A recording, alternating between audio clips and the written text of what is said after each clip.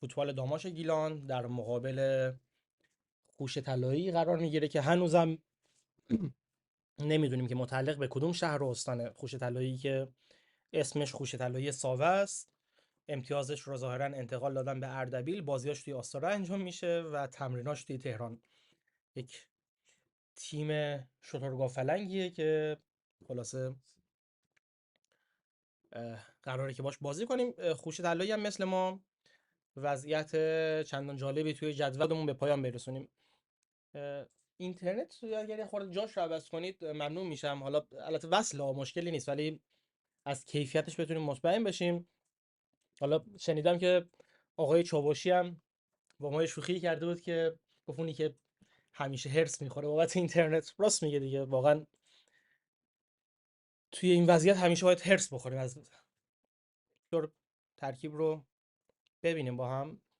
این ترکیب امروز ماست، برخلاف بسیاری از باز خیلی ناپایدار متاسفانه. نمیدونم به این من حتی کامنت های بچه ها رو هم نمیتونم بخونم اینقدر. نه بیان همینطوری که ترکیب رو اینجا گذاشتیم. داشتم عرض میکردم اشکان توانا امروز بر خلاف بازی اخیر داماش توی دروازمونه. آزاد جعفرزاده رو داریم، مجتبی بیژن، رضا پورمهدی، حسین خیری، علی مصطفی، پژمان نجات، محمد رستمی، آرمین انبساطی، رضا زاهد تبار و سجاد قلی بیگی 11 مرد میدان ما هستن و این اولین بازی میشه که علی اصغر کلانتری هم به صورت رسمی قراره که سرمربی ما توی این بازی باشه. وضعیت اینترنت هم که مثل این که خوب شده، وضعیت صدام که احتمالاً خوبه. بریم یه نگاهی بندازیم ببینیم که تصویر از استودیوم اومده یا نه که فرصت داریم تا متاسفانه وضعیت اینترنت خوب نیست. یا نمیدونم بقیه شما که دارید این برنامه رو میبینید وضعیت اینترنتتون چطوره. ای کاش واقعا روزی برسه که اصلا نه نیازی باشه ما بازی ها رو بخوایم پخش کنیم، نه وضعیت اینترنتمون به این شکل باشه، نه داماش در چنین جایگاهی باشه. بله، فاجعه است. مثل اینکه مال دوستانم مشکل داره، توی کامنت ها نوشتن که اینترنت فاجعه است. آرمین و حسین به خاطر این وضعیت فاجعه اینترنت ما امروز توی اینستاگرام هم لایو نمیریم. یعنی اگر دوستان قراره که بیان بازی رو ببینن، بی زحمت بهشون بگید که بیان همینجا ببینن، چون با این وضعیت اینترنت اگر بخوایم توی اینستاگرام هم پخش کنیم صرفاً اعصاب خوردی میشه برای دیگران. و اینکه تو همین یوتیوب هم داریم پخش میکنیم واقعا هدف همون دیدن بازی دوره همه، وگرنه از جای مختلفی بازی پخش میشه، دوستان میتونن از همونجا ببینن. هدف اینه که دوره هم بازی رو ببینیم. حالا این فصل که همچین لذت نبردیم، ولی امیدوارم که این بازی رو حداقل با یک نتیجه خوب ببریم و یکم از اون حال و هوایی که داشتیم خارج بشیم دیگه، تیم بره توی روال بردن و نتیجه گرفتن. دوستان و همکاران اگر تصویر اومد بی زحمت بهم اطلاع بدید. من یک دور دیگه ترکیب رو میخونم براتون. اشکان توانا، آزاد جعفرزاده، مجتبی بیژن، رضا پورمهدی، حسین خیری، علی مصطفی، پژمان نجات، محمد رستمی به عنوان کاپیتانمون، آرمین انبساطی، رضا زاهد تبار، سجاد قلی بیگی که یک مصونیت طولانی هم داشته برگشته. 11 نفر اصلی ما هستن به سرمربیگری علی اصغر کلانتری. علی اصغر کلانتری که تمرینات داماش پیش از فصل، آغاز فصل، قبل از اومدن سیامک فرهانی با اون شروع شده بود و بعد سیامک فرهانی رفت، علی نظر محمدی اومد و دوباره بعد از اینکه علی نظر محمدی هم رفت، حالا دوباره علی اصغر کلانتری رو به عنوان سرمربی داریم. امیدواریم که به هر حال حضور ایشون توی داماش خوشیوم باشه و بتونیم نتیجه بگیریم. و به زودی زود حل بشه و تیم به یک وضعیت پایداری برسه. حالا چارت مدیریتیش مشخص بشه، پرداختای بچه‌ها انجام بشه، به یک نظمی تیم برسه که خلاصه به دور از حواشی ما بتونیم روی نیم فصل دوم تمرکز کنیم. به علاوه اینکه بازیکنایی هم اگر قراره که جذب کنیم هم باید به زودی حتما این اتفاق بیفته. فکر می‌کنم حدود 2 دقیقه دیگه تصویر از استادیوم به دست ما برسه. به محض اینکه تصویر بیاد حتما تصویر رو به دست شما میرسونیم. حسین نوشته یوتیوب خیلی اینترنت میبره. خب آره دیگه، کیفیت رو شما بالاتر ببرید طبیعتاً اینترنت بیشتری هم مصرف میشه، ولی اینستاگرام کیفیت رو پایین میاره و طبیعتاً مصرف کمتری داره. البته نه خیلی، ولی خب دیگه کیفیت به همون نسبت کم میشه. آره دیگه، توی یوتیوب دقیقاً دوستانم اشاره میکنن که کیفیت رو میشه تنظیم کرد، با هر کیفیتی که مد نظرتون هست میتونید ببینید. من حتی نفراتی رو میشناسم که با کیفیت 240 بازی رو میبینن، یا خیلی حتی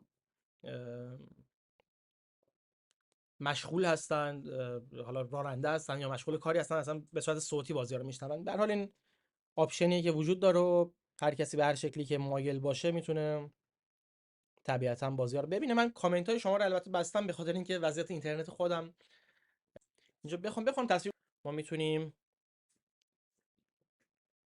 با پخش بازی فوتبال داماش گیلان و خوش طلایی ساوه در خدمت شما باشیم. بله، خوشبختانه تصویرم اومد. حالا کیفیت تا جایی که میشه شما بی زحمت بالا ببرید. بله، حالا صدای گزارش استادیوم هم هست یا حالا الان تست میکنم؟ خب نه، هنوز در حال پخش آهنگ هستن. به محض اینکه صدای استادیوم وصل بشه من حتما براتون صدا رو وصل میکنم. یه نکته جالبی هم که وجود داره اینه که خوش طلایی با لباس‌های تماماً قرمز وارد شده. حالا نمیدونم کیت اصلی امسالشونه یا کیت دومشونه، الان خاطرم نیست، ولی قبلا یک لباس خاص زرد و بنفش داشتن که توی فوتبال ایران خیلی خاص بود. الان حالا اومدن و تماما قرمز پوش شدن و این بازی به هر حال با ترکیب رنگ پیراهنی که داره ما رو یاد بازی‌های انگلیستان میندازه، لیگ انگلیستان، که البته طبیعتاً کیفیت بسیار متفاوتی دارن با کیفیت این بازی که قرار شاهدش باشیم. البته اونجا به هر حال بازی‌هاشون تو روزهای بارانی انجام میشه، اینجا به همون شکل. صدای استادیوم هنوز وصل نشده. به محض اینکه وصل بشه حتما ما هم صدا رو برای شما پخش میکنیم. لحظه‌ای در تصویر هوادارهای داماش رو دیدید که زیر باران و سیل به استادیوم رفتن در یک تایم بعدی از روز و دارن بازی رو تماشا میکنن.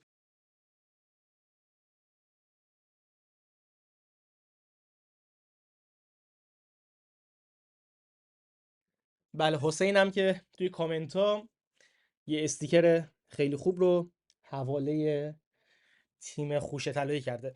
دوستان و همکاران، اگر توی اینستاگرام و کانال تلگرام باز هم اطلاع رسانی بکنید که بازی شروع شده خیلی خوب میشه که دوستان بتونن بیان و بازی رو ببینن.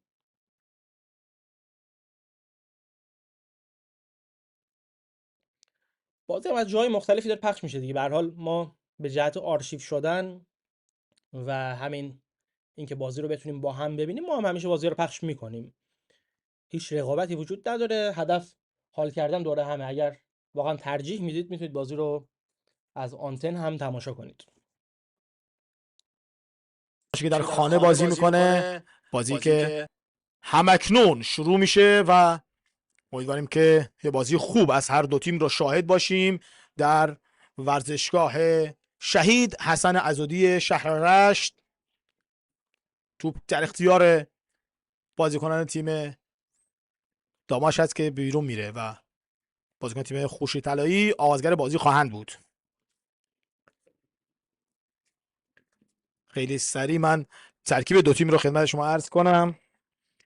برای تیم داماش گیلان اشکان توانا، مجتبی بیژن، آزاد جعفرزاده، محسن انبساطی، محمد سجاد قلی بیگی، محمد رستمی، رضا پور مهدی، حسین خیری، رضا زاهدتبار، پژمان نژاد و علیرضا مصطفایی 11 بازیکنی هستند که علیاصغر کلان داماش به زمین مسابقه فرستاده.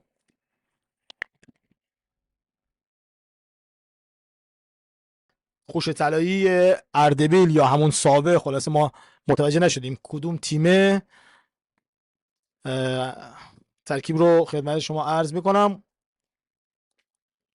وحید عزیزی، بهروز هوشمند، داوود فکری، میلاد احمدی، سید محمد رضا هاشمی، برهان عابد، مجتبی خسروی، محمد علیزاده، علیرضا فرجیان، علی رضایی و سجاد اژدر 11 بازیکنی هستند که فرشاد کرمی سرمربی این تیم به زمین مسابقه فرستاده. توپ در اختیار بازیکن تیم حریف هست، یعنی بازیکن تیم خوش طلایی. باید ببینیم که از این توپ چگونه استفاده خواهند کرد. به هر حال بازیکنان تیم داماش هم در خانه دارن بازی میکنن و قشنگ میدونن که امروز دیگه باید این 3 امتیاز رو بگیرن و هواداره تیمشون هم فقط ازشون امروز 3 امتیاز رو میخوان در هوای بارانی شهر رشت. و باید ببینیم که چه نتیجه‌ای در پایان برای دو تیم به دست خواهد اومد. توپ در اختیار بازیکن تیم خورشید طلایی است. از سمت راست برگشت توپ از مدافعان تیم مدافعین اعلام خطا نمیشه. بازیکن تیم داماش توپ رو در اختیار گرفتن. کاپیتان رستمی برای انبساطی به چپ میاره. حالا اعلام خطا میشه. این بار خطای پژمان نجات گرفته میشه. داور میاد بالا سر بازیکن تیم خوشطلایی تا ببینه چه اتفاقی رخ داده. میتونه بازی ادامه بده و خوشبختانه اتفاقی برای علیرضا فرجیان رخ نداده.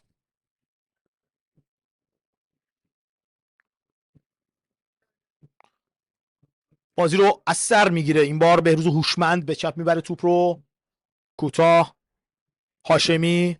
حالا بازیکن داماش توپ رو در اختیار گرفتن. ضد حمله برای داماشی ها از سمت راست. ببینید از این توپ چگونه استفاده میکنه رضا زاهدتبار. خود زاهدتبار دو سه بازیکن جلوش ایستادن. کمی عقب بر رستمی به میانه میدان رو به چپ میارن بازیکن تیم داماش سجاد قلی بیگی و توپی که از دست میره. حالا ضد حمله این سمت برای بازیکنان تیم خوش طلایی. ببینید از کمند مدافعین هم عبور میکنه یار شماره 17 محمد علیزاده و توپی که به کرنر فرستاد. اشکان توانا دروازه‌بان داماش گیلان موقعیت خوبه تیم خوش طلایی رو گرفت. در حال موقعیتی که ایجاد شد و توپ رو به بیرون زدن بازیکن تیم داماش و دروازه‌بان این تیم. ضربه کرنر رو حالا بازیکن تیم خوش طلایی خواهند زد. یا شماره 13 برهان عابد. داور میگه که با سوت من بازی رو آغاز کنید.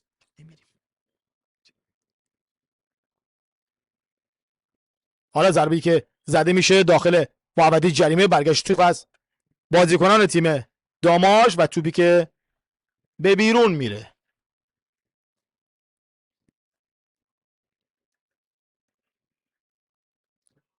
هواداری تیم داماش هم در ورزشگاه حضور دارن و یک پارچه تیم خودشون رو تشویق میکنن. البته بعد موقع این بازی رو گذاشتن چهارشنبه ساعت 14 عصر و به هر حال همه بازی‌ها داره اینجوری برگزار میشه در لیگ یک. شوت از بازیکن تیم خوش طلایی و توپی که اشکان توانا در اختیار میگیره. برای تیمایی که پر طرفدار هستن، طرفدارشون دوست دارن ورزشگاه بیان، خیلی ها میتونن الان سر کار باشن و قطعا از خونه هاشون دارن بازی رو میبینن. از سایت آنتن که ما به صورت زنده و مستقیم داریم پخش میکنیم و خیلی از هواداره این تیم که هر جوری که شده خودشون رو رسوندن به ورزشگاه و دارن از نزدیک این بازی رو تماشا میکنن. اگه زمان بهتری بازی ها برگزار بشه قطعا استقبال خوبی هم خواهد شد. دو بازیکن به هم میخورن. داور آوانتاژ داده برای تیم داماش. ببینیم از این توپ بازیکن داماش چگونه استفاده میکنن. توپ رو بیرون نمیزنن. زاهد تبار صاحب توپ هست برای امبساطی. دوباره به راست میاره توپ رو، جایی که علیرضا مصطفی حضور داره و توپ مصطفی رو لحظه زدن بازیکن تیم خوش طلایی، اما برخورد به بازیکن تیم داماش توپ بیرون رفت. یه لحظه دیدید بازیکن تیم خوشتری روی زمین افتاده و داورم میخواد از کادر پزشکی به زمین مسابقه بیان و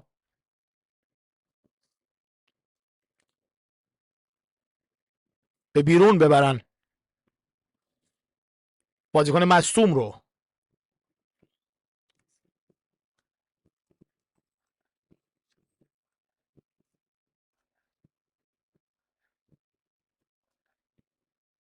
بازیکن مصدوم باید به بیرون بره.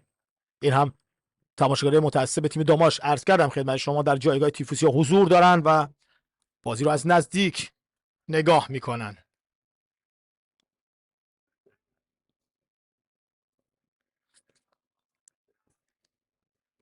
بازی در زیر باران برگزار میشه، بارانی که در ورزشگاه شهید عضدی شهر رشت در حال باریدن هست. بعد داماشایی که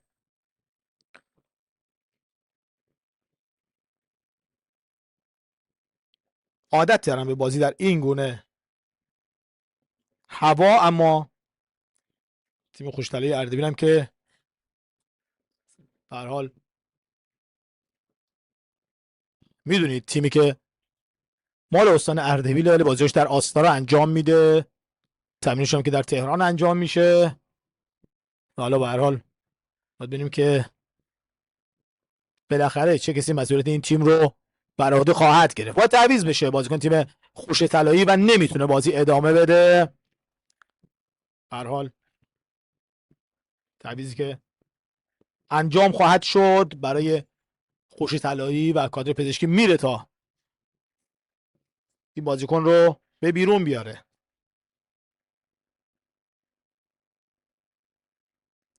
بله اشاره میکنن که نمیتونه بازی کنه و باید تعویض انجام بشه برای تیم خوش طلایی در دقیقه 10 این دیدار. کادر پزشکی داخل زمین هست. حالا باید بازیکن مصدوم رو به بیرون بیارن. بالا سرش سجاد قلیبیگی از داماش حضور داره و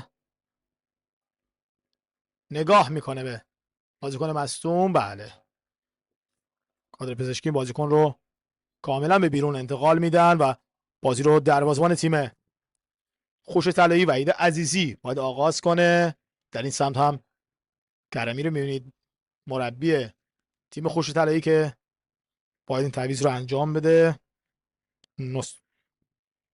آیه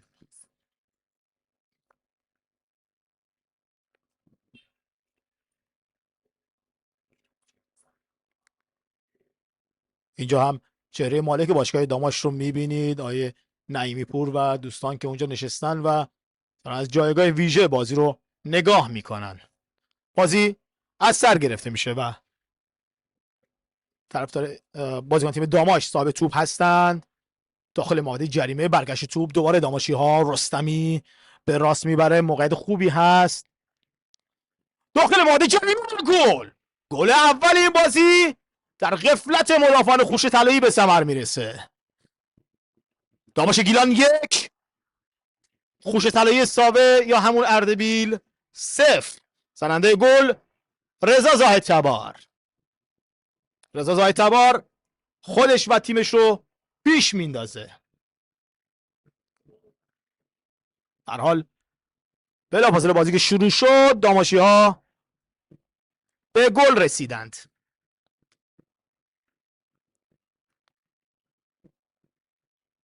داماش گل اول رو به ثمر میرسونه و خوشحالی هواداری تیم داماش در ورزشگاه رو شاهد هستیم. این هواداری تیم داماش هست که دارن خوشحالی میکنن و هر حال تیمشون یه گل رو به ثمر رسونده. داماش 1، خوش طلایی 0. 13مین دقیقه از این دیدار. داماش روی قفلت مدافعان تیم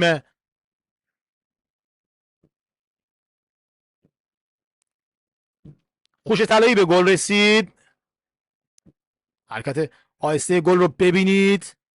توپی که فرستاده شد اینجا به گل تبدیل شد. یک بار دیگه خواهش کنم از همکارمون که صحنه گل رو از کمی عقب‌تر نشون بدن برای بینندگان عزیز.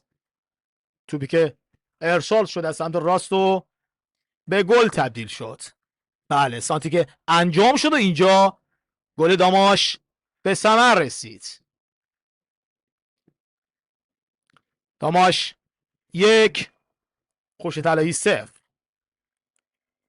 تیم داماش میتونه از اندوخته خودش مراقبت کنه تا به برد در این بازی دست پیدا کنه. یک بار دیگه صحنه آیسته رو میبینید که همکارمون برای شما به نمایش میذارن. این ضربی که فرستاده شد و زاهد تواری که دروازه تیم حریف رو باز کرد. تعویض حالا انجام میشه. یار شماره 2 به زمین مسابقه میاد.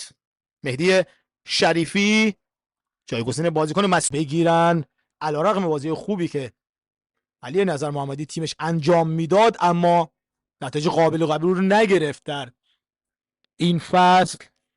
از ابتدای فصل که شروع کردن بال هواپیما دچار نقص فنی شده. ببینید این توپ چگونه استفاده می‌کنه بازیکن تیم داماش که توپ رو جمع میکنه. وحید عزیزی عرض می‌کردم خدمت شما که عنوان میکنن بال راست هواپیما مشکل فنی داره، نمیتونه بره و عصر روز قبل بازی بهشون میگن که باید تیم رو زمینی ببرید به گچساران که حدود 24 ساعت وقت می‌برد که کلا تیم نرفت. و آقای کلانتری تصویر سرمربی تیمی که دیدید ترجیح داد که بیاد در رشت تمرینات رو انجام بده، خودش رو برای این بازی آماده کنه و حالا باز هم باید منتظر ببینیم تا ببینیم نظر فدراسیون چه خواهد بود و کمیته انضباطی که فعلا رای به 3-0 این دیدار داده.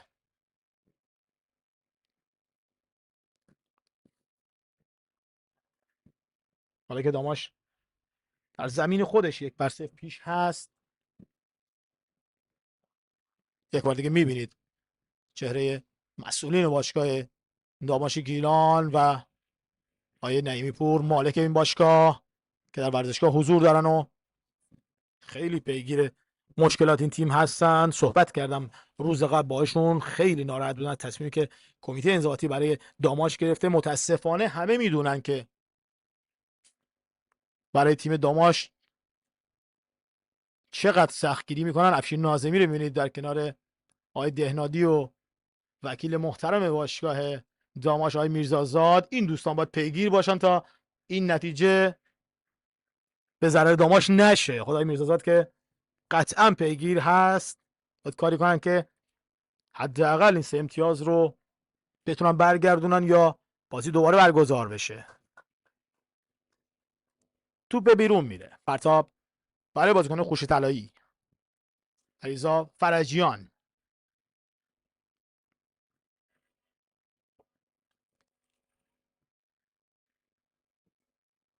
پرتاب رو انجام میدن بازیکن تیم خوش طلایی. یه لحظه کاپیتان رستمی توپ رو میگیره. خود رستمی توپ رو به راست میاره جایی که هیچ که بازیکن تیم ما تیم داماش حضور ندارن. حالا بازیکن داماش توپ رو میگیره. این بار آزاد جعفرزاده است که توپ رو در اختیار داره، لو میده توپش رو. البته 2 نفر اعادهش کردن، توپش رو گرفتن. فرصت هست برای بازیکن تیم خوش طلایی و توپی که برگشت پیدا میکنه. به چی اعتراض میکرد بازیکن خوش طلایی؟ عنوان میکرد که به دست بازیکن داماش توپ برخورد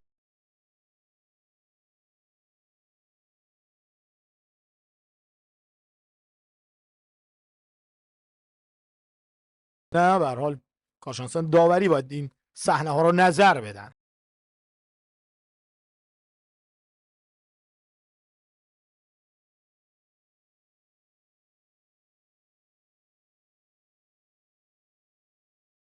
بازیکن تیم خوش طلایی صاحب توپ هستن.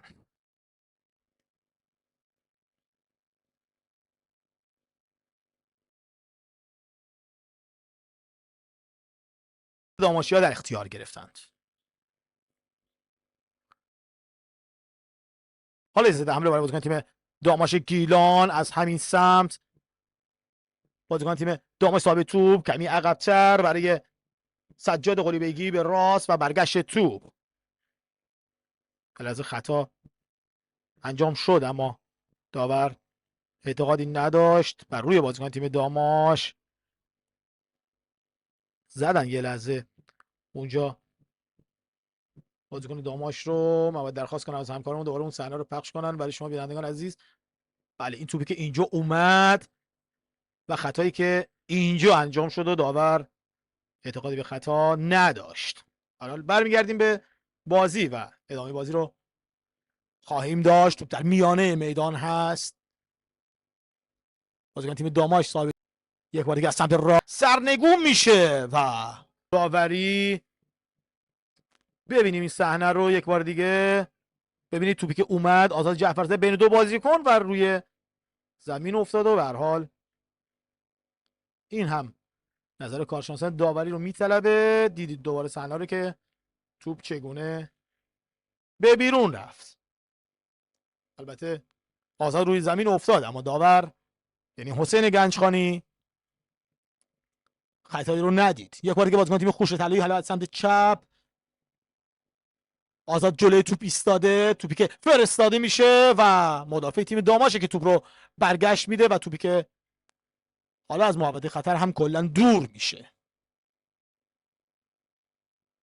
یک بار دیگه داماشی ها و توپی که میزنن بازیکن تیم داماش و رضاپور مهدی بود که خودش روی زمین افتاد. علیاصغر کلانتری رو میبینید سرمربی جدید تیم داماش. شهرام حمیدی در کنار زمین هست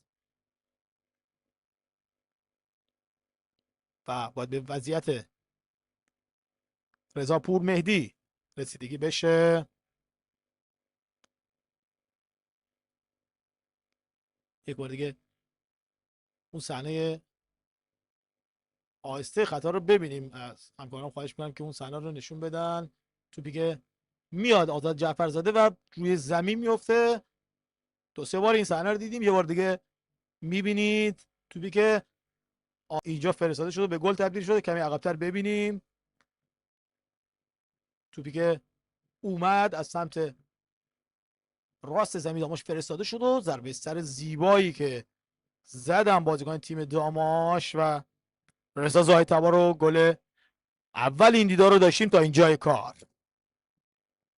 برمیگردیم به گزارش بازی. توپ در اختیار بازیکن تیم خوش طلایی سابه. برگشت توپ از مدافعان تیم داماش. یک بار دیگه توپ به بیرون میره. این بار توپ رو سجاد قلیبگی به بیرون زد. پرتاب برای قرمز پوشان خوش طلایی. برزو هوشمند.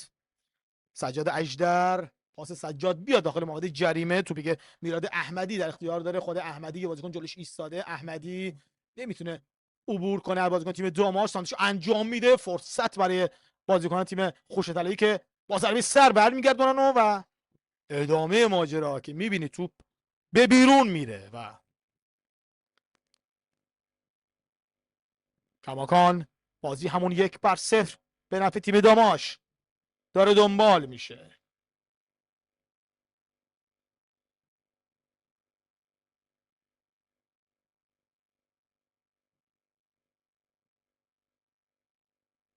در هوای بارانی شهر رشت تیم داماش گیلان داره پذیرایی میکنه از تیم خوش طلایی ساوه.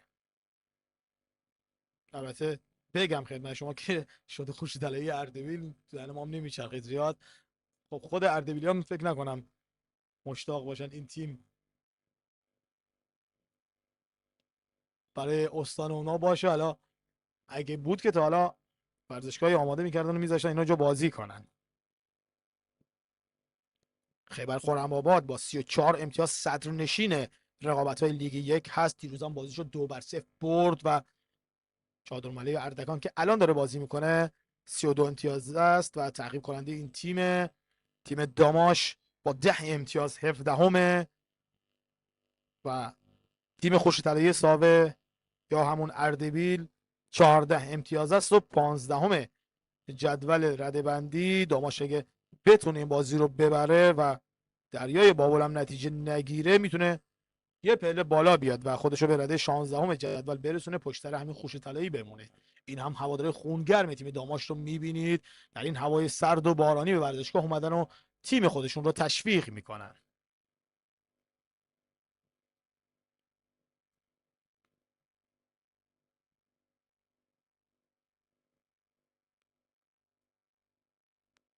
یک بار دیگه بازیکن تیم داماش گیلان، پاس خوبی که فرستاده میشه داخل محوطه جریمه و برگشت توپ از مدافعین تیم خوش طلایی. یک بار دیگه قرمز پوشان خوش طلایی صاحب توپ هستن و توپی که با برخورد به آزاد جعفرزاده به بیرون میره.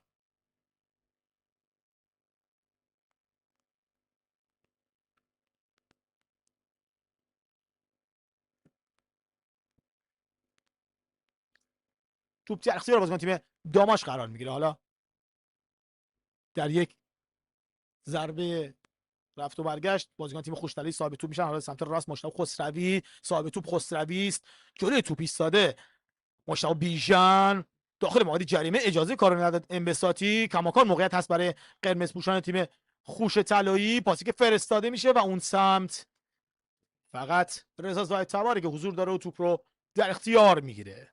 رضا یه لحظه توپ رو میخواستن بگیرن ازش، موفق نشدن. رضا زاهد تباری که بازیکن خوبیه برای تیم داماش گیلان و خیلی هم موثر بوده. انبساطی توپ رو به چپ بیاره، انبساطی فرصت برای بازیکن تیم داماش که توپ رو یه لحظه از دست داد. محمد سجاد قلی بیگی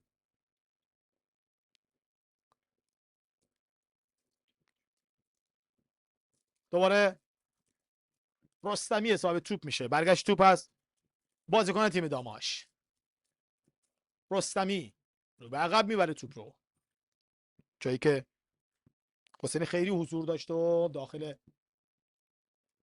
یک سوم دفاعی داماشیا صاحب توپ میشن. حالا توپ رو میارن جلو برای انبساطی، انبساطی به سمت چپ میاره به خوبی سجاد قلی بیگی رو میبینه اما اعلام آفساید میشه و تو تله آفساید گیر میکنه و کمک دوم دیدار عباس شیرزادی پرچمش رو بالا میبره.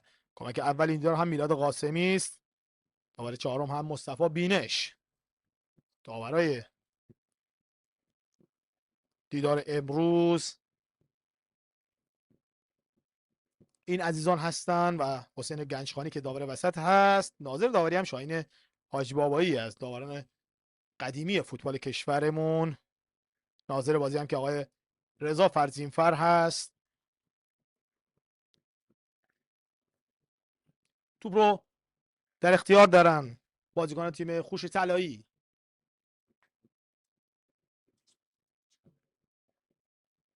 برگشت توپ از بازیکن تیم داماش. دوباره داماشی‌ها توپ رو میگیرن و باز هم در یه رفت و برگشت بازیکن تیم خوش طلایی صاحب توپ میشن.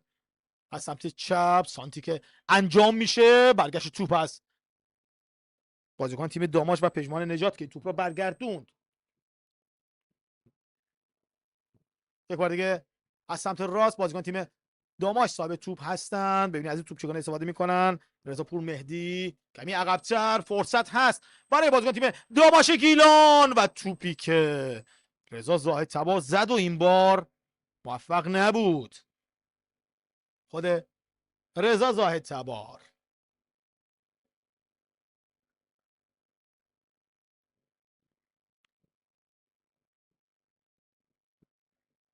یک بار دیگه داماشی‌ها صاحب توپ هستن در میانه میدان. توپ خوب اومد که ساعت تبار نتونه استفاده کنه. ببینید این صحنه که به دست اومد برای تیم داماش و کجا زد رضا توپ رو. 30 دقیقه از این دیدار. داماش گیلان 1 خوش طلایی اردبیل 0. دیداری که در ورزشگاه شهید عضدی شهر رشت داره دنبال میشه. یک بار دیگه بازیکن تیم خوش طلایی، توپی که فرستاده میشه، برگشت توپ، باز هم داماشی ها صاحب توپ هستن. رستمی به چپ میارن توپ رو برای مشتاق بیژن، دوباره رستمی،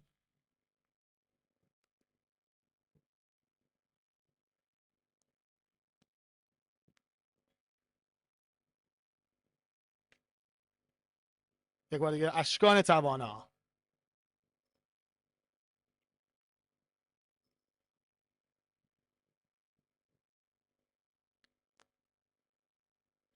رضا تبار،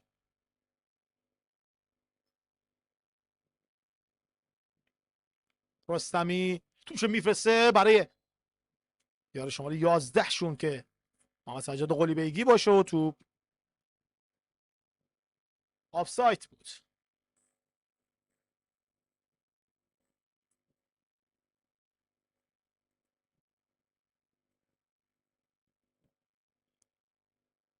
در کنار زمین توپ رو در اختیار داشتن بازیکن تیم خوشی طلایی.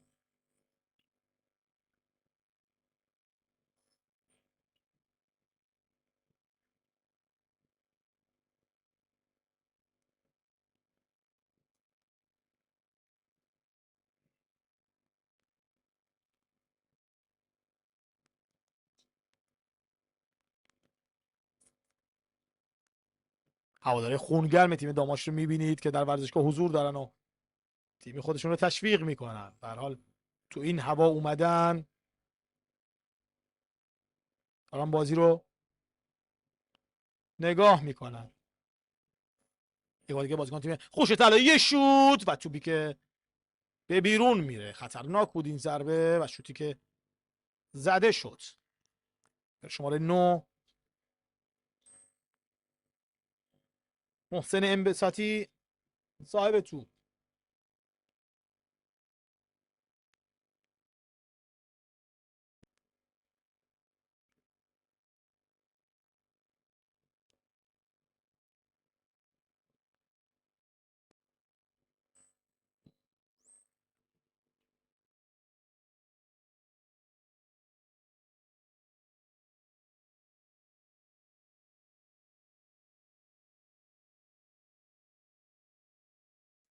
خب تصویر مثل اینکه قد خب اومد، تصویر اومد، نیازی نیست. توپی که در اختیار دارن و برگشت توپ خطا هم نیست. باز از سمت راست موقعیت هست برای بازیکن تیم داماش خود رضا پور مهدی برای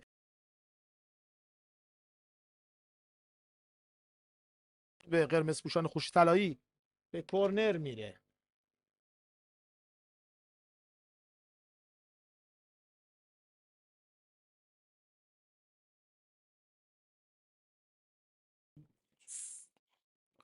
اه، گویا بازم تصویر قطعه، از اینکه وصل بشه حتما تصویر رو براتون وصل میکنیم.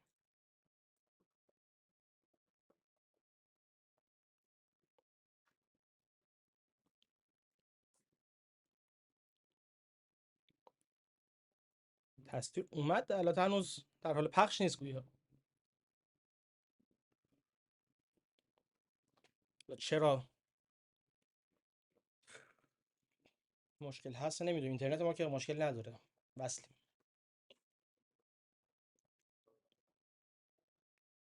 قطع شدن کلا. اتوشون رو بزنین شاید کار کنن، نمیدونم. این نکته رو هم بگم، حالا تا زمانی که تصویر بیاد ما تصاویر گل اول رو توی اینستاگرام و یوتیوبمون گذاشتیم، شما میتونید همین الان مشاهده بفرمایید. تصویر هم مثل این که اومد. بله. در کنار زمین ایستاده و بازی رو نگاه میکنه.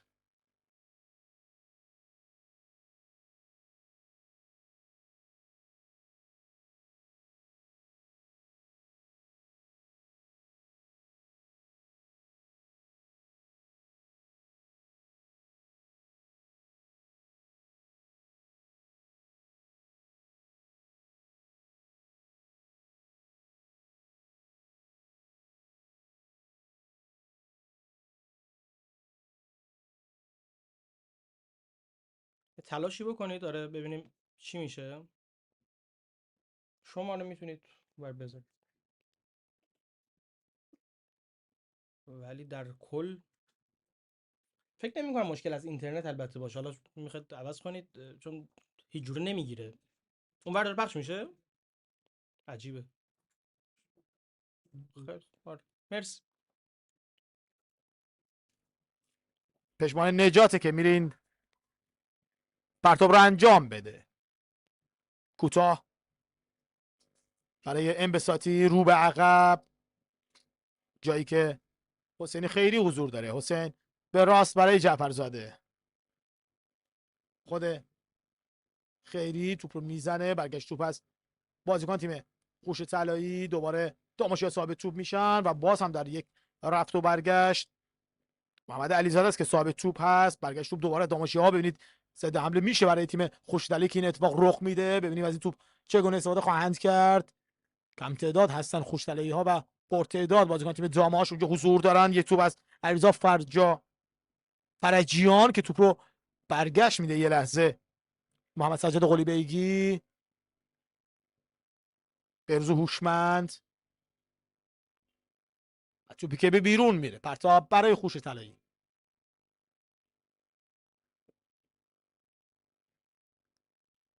مجتبی خسروی میره این پرتاب رو انجام بده.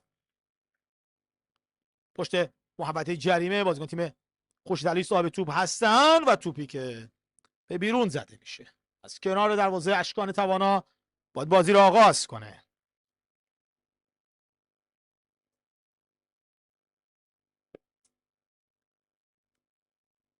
اشکان توانا بازیگر بازی خواهد بود. کوتاه کار میکنن در خط دفاعی خودشون. تیم داماش در نیمه اول تونسته نتیجه لازم رو بگیره. تا اینجای کار 1-0 از حریف خودش پیش هست. باید ببینیم در ادامه نتیجه این دیدار چه خواهد شد. یک بار دیگه بازیکن تیم خوش طلایی رستمی اجازه کار رو نداد. دوباره بازیکن تیم خوش طلایی کاماکان از سمت چپ صاحب توپ هستند. یارو شماره 9 میلاد احمدی است. توپش به بیرون رفته و پرتاب برای داماشی ها خواهد بود.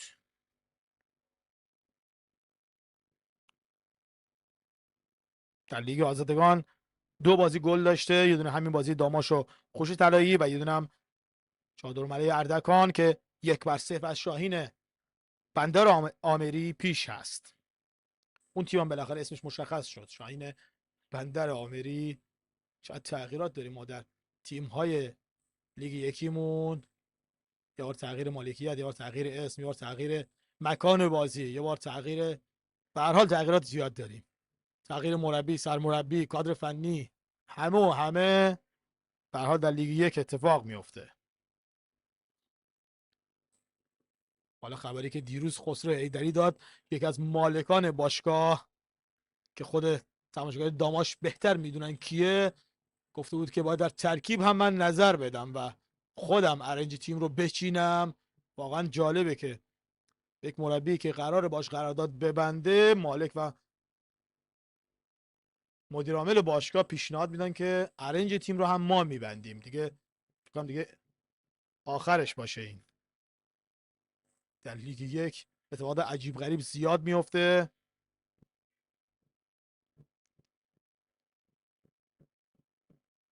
و فقط باید یه تشکر بکنیم از مسئولین سازمان لیگ که این بازی ها رو منظم دارن برگزار میکنن. آقای فرهانی و دوستاشون در سازمان لیگ که منظم بازی ها رو برگزار میکنن. یکی از خوبی های رقابت های لیگ یک هست. ما در لیگ برتر این نظم رو نداشتیم، حالا به دلیل میگفتم بازی های آسیایی که همه تیم های آسیایی بازی میکردن جز بازی تیم های ایرانی و لیگمون اینجوری عقب افتاده که فردا ما شاهد هفته 5 رقابت لیگ برتر باشیم. یک بار دیگه داماشی ها توپ رو میگیرن بازیکن تیم خوش طلایی و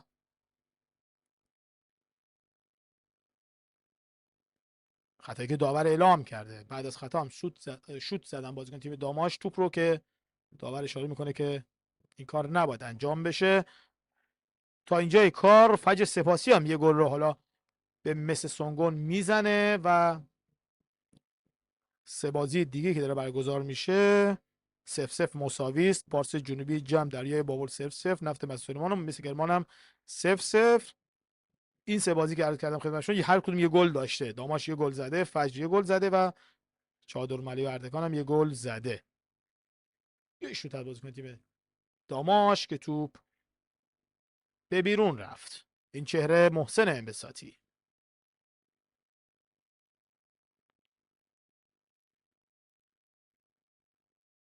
دروازه‌بان تیم خوش طلایی آغازگر بازی خواهد بود. شوت محسن خوب بود ولی اما راهی به چارچوب نداشت. ببینین این شوتی که زده شد و از بالای دروازه به بیرون رفت.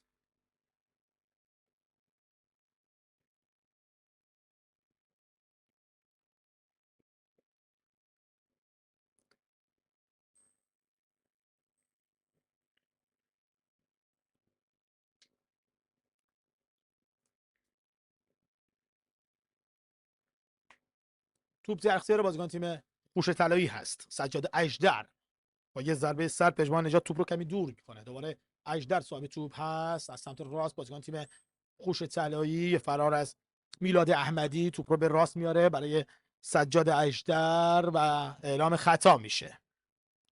خطایی که گرفته شد از سوی میلاد قاسمی. کمک اول این دیدار.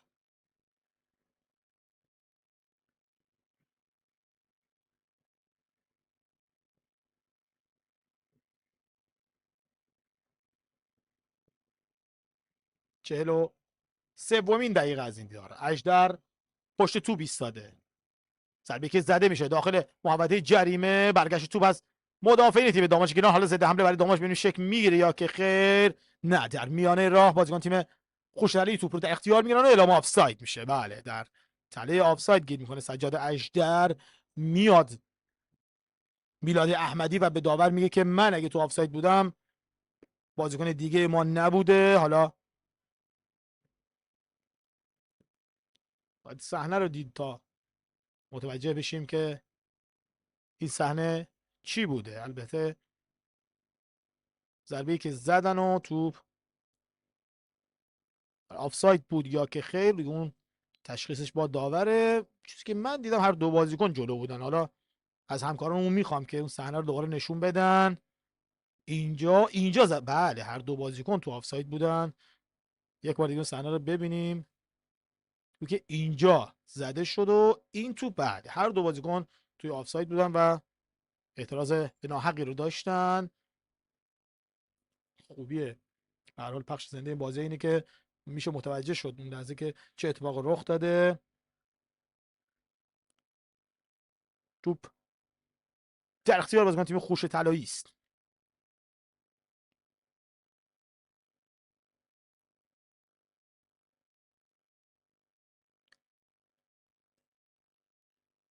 گره شماره 77 از تیم خوش طلایی علی رضایی است. توپ رو لو میده. حالا بازیکن تیم داماش توپ رو گرفتن. انبساطی یه چرخش از علیرضا مصطفایی کمی عقب‌تر.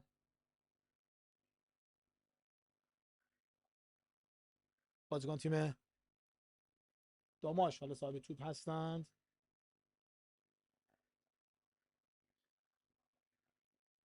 یه بار دیگه داماشی ها توپ رو لو میدن. مشتاق بیژن میگه بذارید تا توپ رو خودم بگیرم. حالا توپ رو میکوبه به پای بازیکن تیم خوش طلایی و ضد حمله میشه برای بازیکن تیم خوش طلایی و برگشت توپ دوباره از بازیکن تیم داماش. یه لحظه تا که گفت علیرضا فرجیان اون توپش رو گرفت. حالا این سمت توپ در اختیار وحید عزیزی قرار میگیره. وحید بلافاصله بازی رو آغاز میکنه و توپ رو به چپ میبره. از همون سمت میخوان ضد حمله شک بدن. مشتاق خسرویه که توپ به پشت پاش برخورد میکنه. دوباره محمد علیزاده توپ رو میسپاره به یار شماره 9 که باز هم تو تله آفساید حضور داشت میلاد احمدی. این هم میلاد قاسمی است که پرچمش بالاست. یه نکته من بگم که همکارانمون این آفساید رو داشتن چند روز پیش در بازی لیگ برتر. ما شاهد این بودیم که خیلی‌ها این دوربین رو در خط آفساید نداشتن. به هر حال میتونن کمی دقت کنن همکاران تصویربردارمون و کارگردانای عزیزمون، بتونن به هر حال جایی دوربینا رو بذارن که ما خط آفساید رو داشته باشیم. به هر حال ممنونیم از کارگردان خوب برنامه ما که به هر حال دوربینا جایی گذاشتن که دوتا آفساید رو داشتیم. یک بار دیگه بازیکن تیم داماش صاحب توپ میشن، توپ رو به راست میبرن. ببینید از اون توپ چگونه استفاده خواهند کرد. دقایق پایانی نیمه اول این دیدار هست. حالا برگشت توپ دوباره از سمت راست، صاحب توپ بازیکن تیم داماش مجتبی بیژن برای توانا.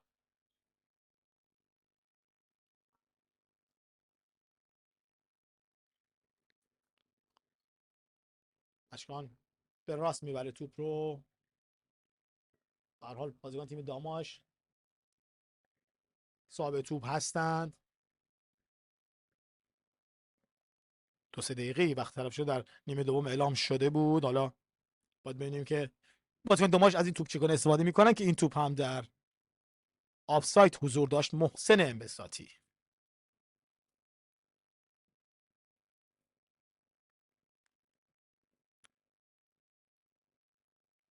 باز هم بازیکن تیم خوش‌درایی صاحب توپ هستند.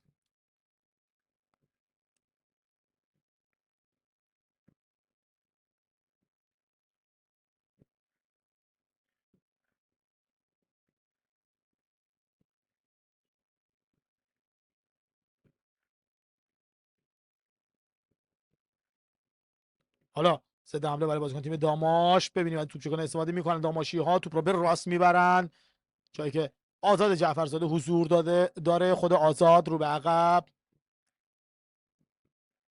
رستمی، محسن انبساطی دوباره به چپ میارن توپ رو. میانه میدان مجتبی بیژن، رستمی، خود بیژن دوباره توپ رو به راست میبره.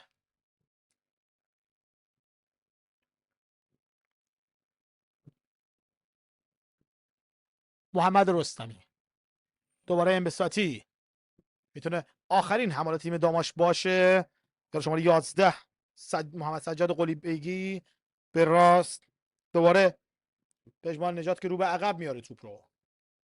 محمد سجاد توپ رو فرستاد برای علیرضا مصطفی. مصطفی رو به عقب در خط دفاعی برای حسین خیری. حسین به چپ میاره مجتبی بیژن. دوباره در همین سم محمد سجاد قلی بیگی که توپش زده میشه و این سم دوباره بازیکن تیم داماش انبساطی که صاحب توپ هست باید پاسش زودتر بفرسته. انبساطی حالا این کار انجام میده. فرصت هست باید بازیکن تیم داماش. پنالتی. پنالتی در ثانیه های پایانی این دیدار. یک کارت زرد و حالا میگیره وحید عزیزی از داور به دلیل اعتراضی که داشت. پنالتی که اعلام شده و قابل برگشتم نیست. صحبت میکنم با تیم داوری و ببینیم این صحنه رو. بله قشنگ داور نزدیک بود و صحنه رو دید. خودش هم اشاره میکنه که نزدیک بوده. حالا ببینیم که چه اتفاقات رخ میده. باز هم داره اعتراض میکنه. یک بار دیگه همکارمون نشون بدن این صحنه آیسته رو. بله ممنون میشم. توپی که اینجا بله زد پای رضا پور مهدی رو و اعلام پنالتی شد. این صحنه رو خواهیم دید که چه کسی این توپ رو خواهد زد. 70 پشت توپ رضا زاهد تبار. خودش و تیمش رو باید دو گله کنه. رضا زاهد تبار.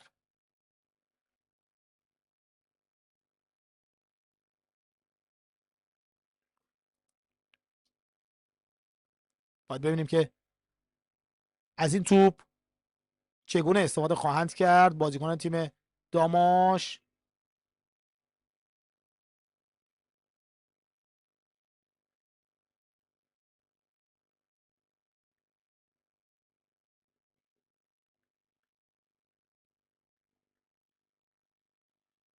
به هر حال منتظریم تا داور اجازه بده تا این توپ رو بزنه بازیکن تیم داماش گیلان. محمد رستمی میاد این پنالتی رو بزنه. به هر حال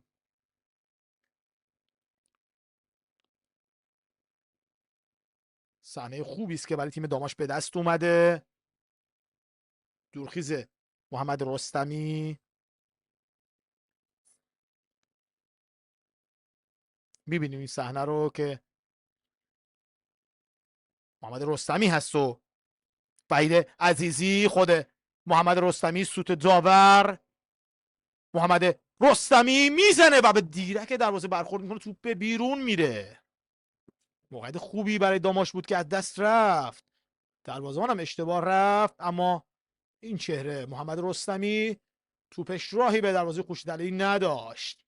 اینجا هم سوت پایان این دیدار به صدا در میاد در نیمه اول و توپی که به گل تبدیل نشد در ثانیه‌های پایانی. ببینیم این صحنه رو.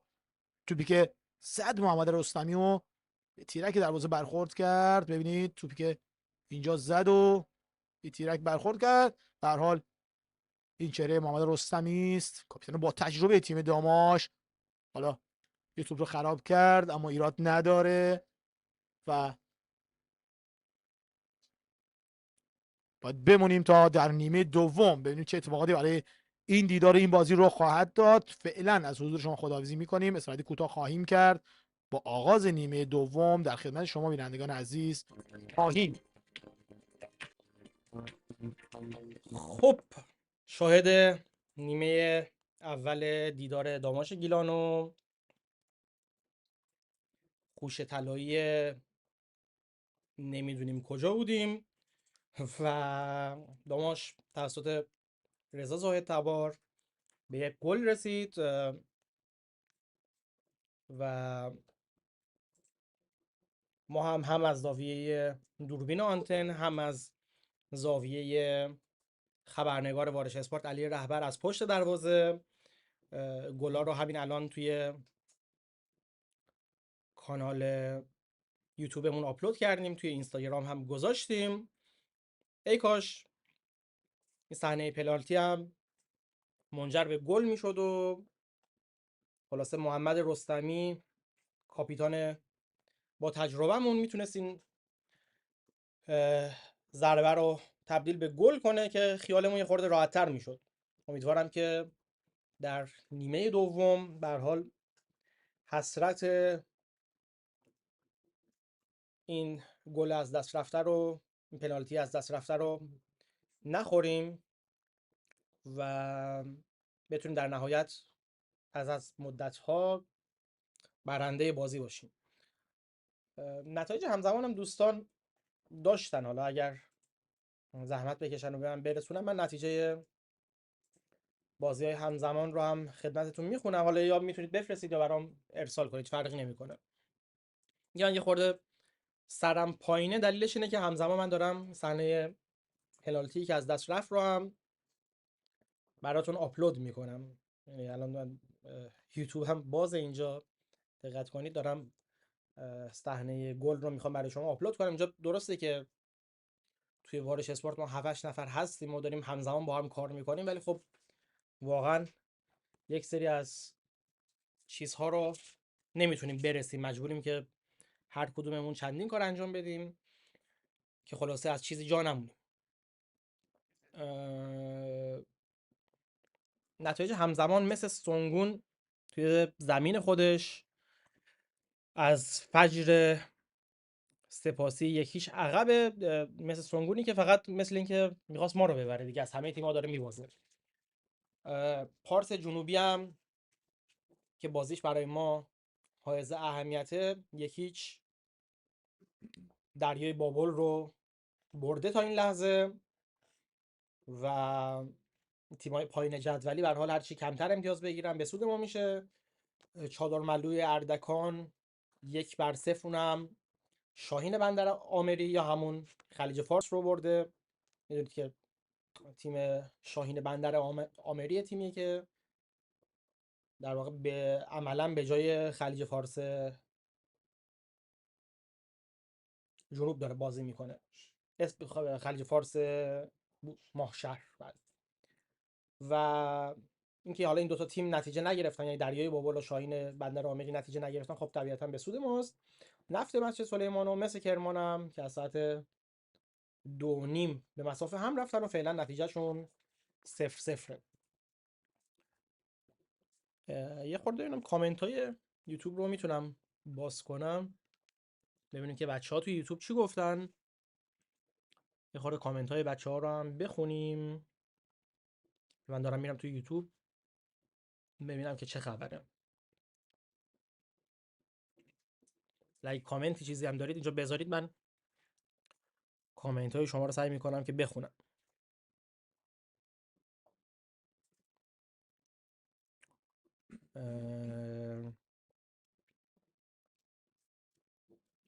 ببینیم وضعیت توی یوتیوب به چه شکلیه. رضا نیکی میگه که کیفیت تصویر ضعیفه. کیفیت تصویر یه خورده از سمت آنتن هم ضعیفه، روزم بارانیه، نور کمه، یه خورده به خاطر همین قضیه است. حالا دوستان یه تلاشی میتونن بکنن ببینن که کیفیت تصویر رو میتونن بالا ببرن یا نه. فعلا که چیزی در حال پخش نیست، اگر شد که با کیفیت بالاتری بتونیم ببینیم. رضا نیکی بازم گفته که تغییر و کیفیت در بازی داماش احساس میشه، مخصوصا حفظ توپ و پیدا کردن بازیکن، پاسکاری. البته من 10 دقیقه آخر بازی رو دیدم. نظر دوستان چیه؟ آره تقریبا به همین شکل بود.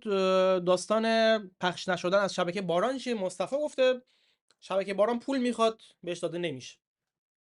خیلی ماجرای خلاصه ایه که چرا بازی اون رو پخش نمیکنه. حالا اینکه چرا اصلا یه شبکه ورزشی با یه شبکه استانی باید پول بگیره که بازی رو پخش کنه، خودش جای بحث داره، ولی فعلا وضعیت به این شکله که هر تیمی که پول میده بازیش پخش میشه. آره الان مثلا بازی چوکا رو دوستان اشاره میکنن داره پخش میشه به این دلیل که پول میدن. امین اسدالله پور گفته کلا آنتن پخش میکنم همین مشکل داره. بله اصلا مشکلات ما در پخش یکی دوتا نیست.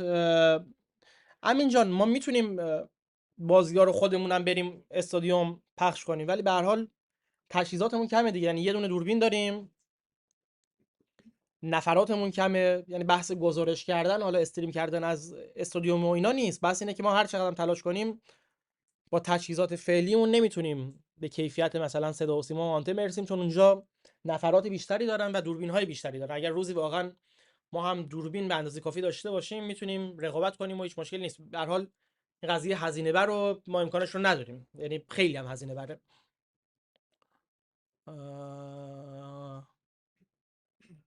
رضا نیکی میگه الان خوبه. الان خب آخه تصویر من داره میاد، بعد از اون ور تصویر رو بخوام بیاریم یه خورده ممکنه کمتر بشه.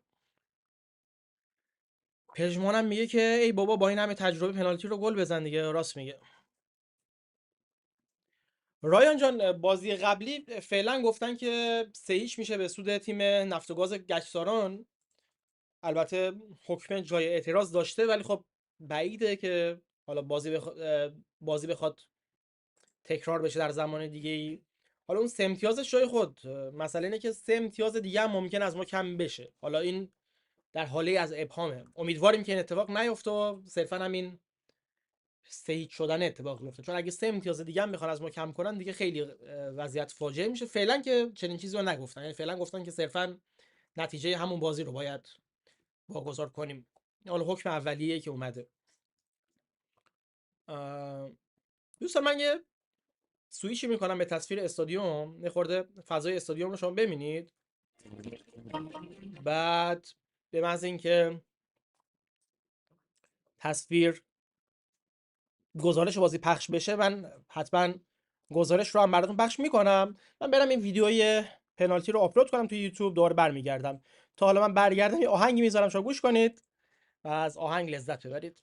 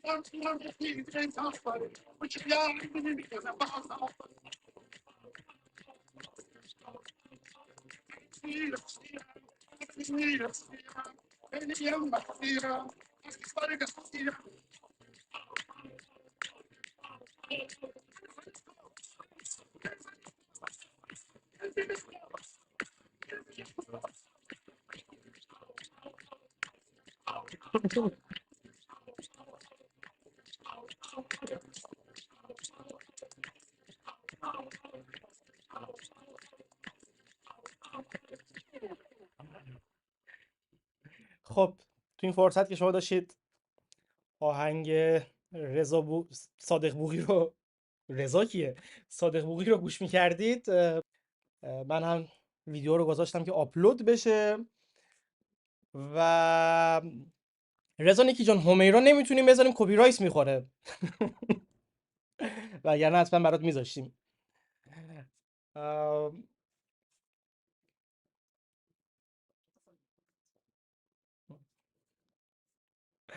خب تصویر استادیوم هم که دارید مشاهده میکنید که بعضی از بازیکنهای خوش طلایی دارن گرم میکنن. خوش طلایی هم در نوع خودش تیم خیلی عجیب غریبیه دیگه، یعنی اسمش خوش طلایی ساوه است و امتیازش رو ظاهرا انتقال دادن به اردبیل، بعد از اون طرف تمرینش توی تهران انجام میشه و بعضی از بازیاش توی آستارا. یعنی اصلا یه پدیده واقعا عجیب و غریبیه. خب نتیجهش هم داره میبینه دیگه، تیمیه که مثل ما به اون صورت نتیجه نگرفته.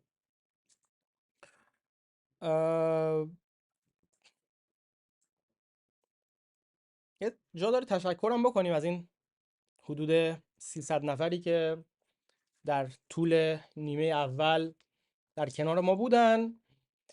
دیگه اینجوریه دیگه، الان مثلا شما میرفتید بازی رو از آنتن میدیدید، اینجا آهنگ هل کن براتون پخش نمیشد. به خاطر همینه که میگیم بازی ها رو بیاید اینجا ببینید.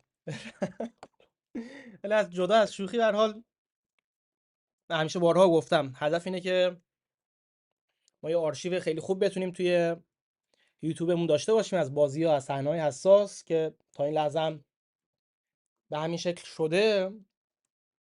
یعنی تو این یکی دو سالی که توی یوتیوب فعال بودیم به هر حال آرشیو ویدیویمون خیلی قوی شده و امیدواریم که در ادامه هم توانش رو داشته باشیم و به همین شکل بتونیم ادامه بدیم. به هر حال این بازی‌ها، این اتفاقات 5 سال دیگه، 10 سال دیگه، 20 سال دیگه خاطره میشن واقعا. فکر کنید مثلا کنار فرزندتون، نوه‌تون، خواهرزاده‌تون، برادرزاده‌تون نشستید دارید این صحنه‌ها رو مرور می‌کنید. واقعا خیلی جذابه و حیف که بسیاری از آرشیوهای ما این روزا یا دیگه موجود نیستن یا با کیفیت خوبشون موجود نیست. وضعیت پایین جدول رو هم بخوام خدمتتون بگم به این شکلی که الان شهرداری آستارا با 18 امتیاز آره دیگه با این نتایج دیگه. آره با این نتایجی که تا این لحظه به دست اومده، شهرداری آستارا میشه با 18 امتیاز 14ام، خوشه طلایی با این نتیجه امتیازی نمیگیره و 15ام باقی میمونه با 14 امتیاز. داماش گیلان 13 امتیازی میشه در جایگاه 16ام منطقه خطر. دریای بابل 11 امتیاز و شاهین بندر آمری 7 امتیاز. با این برد احتمالی، ممنونم، با این برد احتمالی خب وضعیتمون توی جدول به اون صورت تغییر نمیکنه، ولی خب میتونیم یه خورده خودمون رو بالا بکشیم که تو بازی‌های بعد بتونیم به هر حال این قضیه رو جبران کنیم. بازیکن‌های هوش طلایی رو می‌بینیم که دارن وارد زمین میشن. من یه دور دیگه این آهنگر براتون میذارم تا دیگه بعد بیایم و بازی رو پخش کنیم.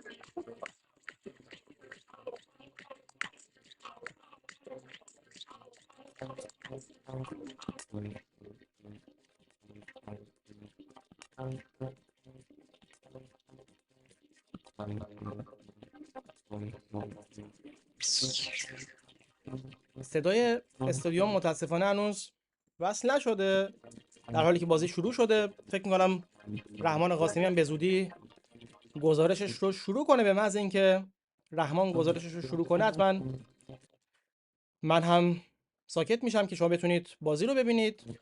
متاسفانه هنوز تا این لحظه گزارش شروع نشده. آبی پوشان داماش رو میبینیم که این بار از چپ به راست حمله میکنن و سرخ پوشان خوش طلایی از راست به چپ باید به سمت دروازه ما توپ بریزن. گزارش کماکان وصل نشده. حالا اتفاقات اونجا گوشه زمین داره میفته، مثل اینکه شک دارن که توپ به هر حال به نفع کی به بیرون رفته، که سر همین قضیه هم یه بحثایی داره با داور صورت میگیره. آره توپ برای به سود داماش بیرون رفته. نمیدونم چرا رحمان گزارشش رو شروع نکرده. آزاد جعفرزاده باید توپ رو بلند ارسال کنه. میتونه یک بسم الله موقعیت الرحمن خوب الرحیم. برای یک بار دیگه عرض سلام دارم خدمت شما بینندگان عزیز و همراهان همیشگی سایت آنتن. در خدمت شما هستیم با پخش زنده نیمه دوم دیدار دو تیم داماش گیلان و خوشه طلایی اردبیل. البته بگم اینو خدمت شما که دوستان الان تماس گرفتن و گفتن که باید اسم تیم خوشه طلایی ساوه باشه و حالا همکارمون در تلاشن که این اسم رو اگه بشه عوض کنن.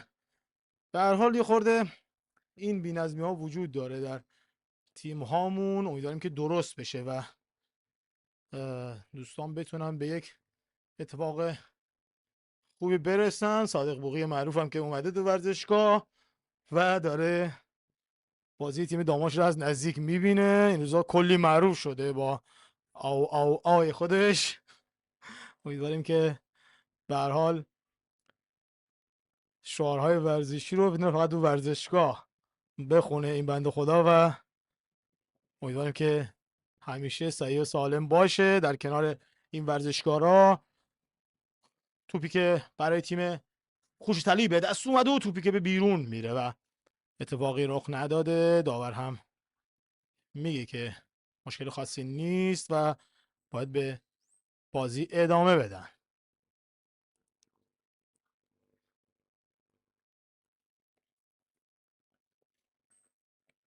در نیمه دوم این دیدار تیم داماش که 1-0 در نیمه اول پیش افتاد.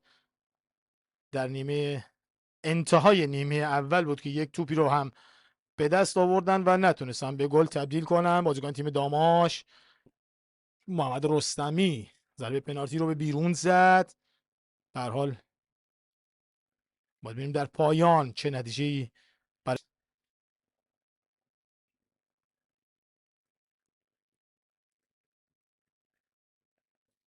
تماشاگرای تیم داماش هم در ورزشگاه حضور دارن و یکسره تیمشون رو تشویق میکنن، منتظر هستن تا تیمشون به گل دوم یا گل بیشتر هم برسه. یک بار دیگه تیم داماش توپ رو در اختیار دارن و توپی که برگشت پیدا میکنه. توپ در اختیار بازیکن تیم خورشید طلایی است. از سمت چپ میخوان حمله تدارک ببینن، به راست میارن توپ رو. باید ببینیم از این توپ چگونه استفاده خواهند کرد. ضربه مجتبی بیژن که توپ رو برمیگردونه. به هر حال توپ رو در اختیار دارن حالا بازیکن تیم داماش. از سمت راست ببینید از این توپ چگونه استفاده خواهند کرد و توپی که رضا زاهد سوار زد و دریافت کردن بازیکن تیم خورشید طلایی و برگشت توپ.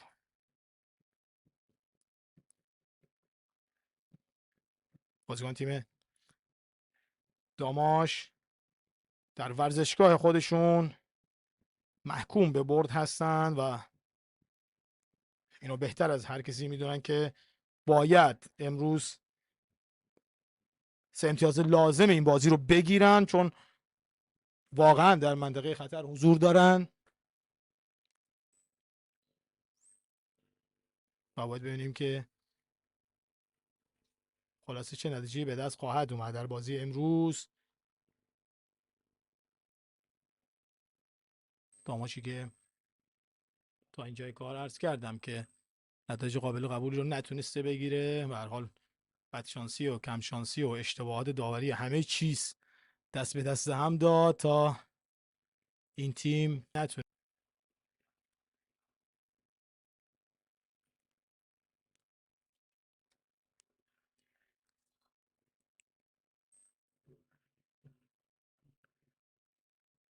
هوادارهای تیم داماش یک صدا تیم خودشون رو تشویق میکنن و از تیمشون انتظار گل رو دارن.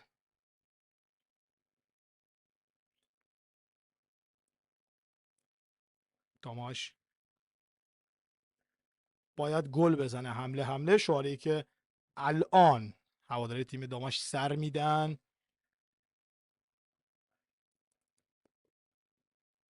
من یک بار دیگه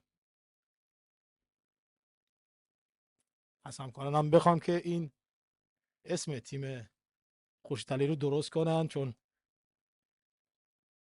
دوستانم از فدراسیون هم در تلاشن که اسم درست بشه و تغییر کنه. به هر حال باید ببینیم که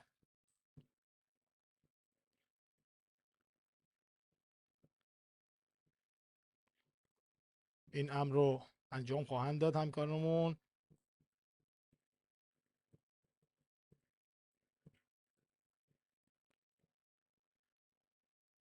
کماکان تیم داماش رو تشویق میکنن طرفدارای تیم داماش. یک بار دیگه فرصت هست برای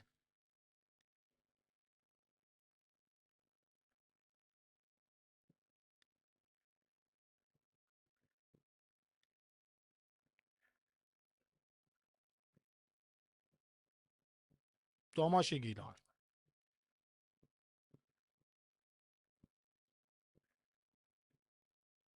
یک بار دیگه توپ به بیرون میره،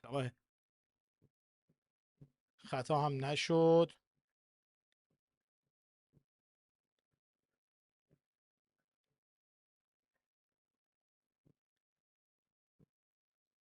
این آقای کلانتری است که در تصویر سمت چپ تصویرتون میبینید. به هر حال سرمربی تیم داماش گیلان هست در این دیدار.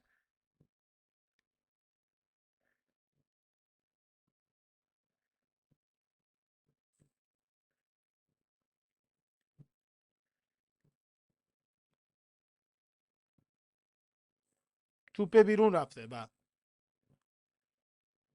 بازیکن تیم داماش این ضربه رو خواهند زد.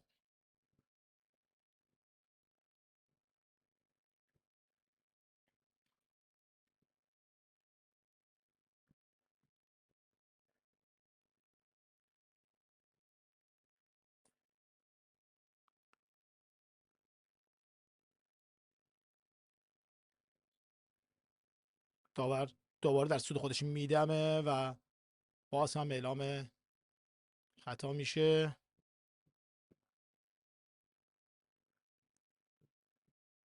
بله همکارمون دارن تغییر میدن این اسم تیم خوش طلایی رو. به هر حال شما بینندگان بزرگوار خودتون ببخشید دیگه، یهویی گفتن و کاری که داره رو آنتن انجام میشه.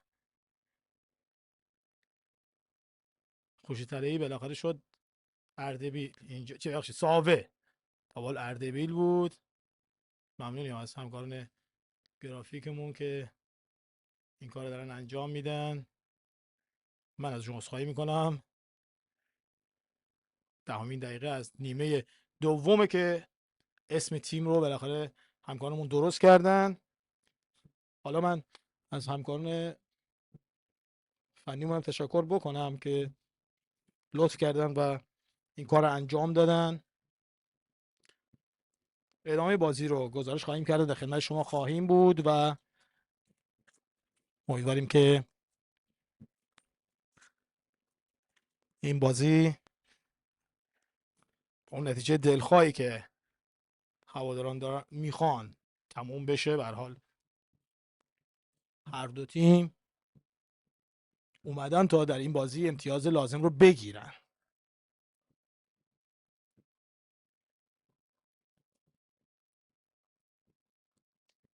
توپ در اختیار بازیکن تیم خوش طلایی است. در خط دفاعی خودشون صاحب توپ هستن.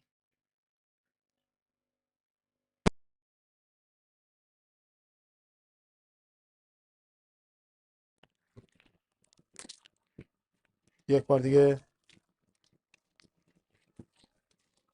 صاحب توپ بازیکن تیم خوش طلایی.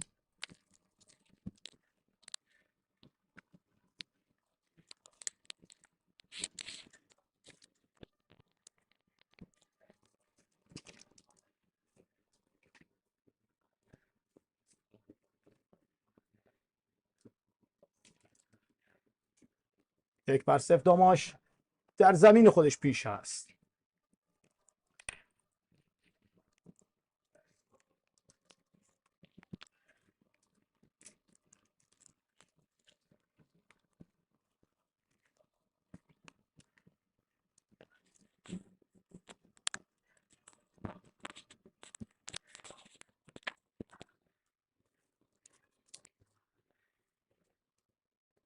یک بار دیگه بازیکن تیم داماش از سمت چپ کمی عقب‌تر بازیکن تیم داماش صاحب توپ هستن. حالا توپ رو به راست میارن برای رضا زاهدتبار. خود رضا زاهدتبار انبساطی، دوباره زاهدتبار، خود زاهدتبار و توپی که برگشت میدن بازیکن تیم خوش طلایی و توپی که هنوز به بیرون نرفته. بازیکن تیم داماش میان دوباره صاحب توپ میشن. رستمی، انبساطی، خود انبساطی کمی عقب‌تر و برگشت توپ از بازیکن تیم خوش طلایی ساوه. یا بازیکن از بیرون میده. ببخشید داور سوت میزنه تا دو تیم رسیدگی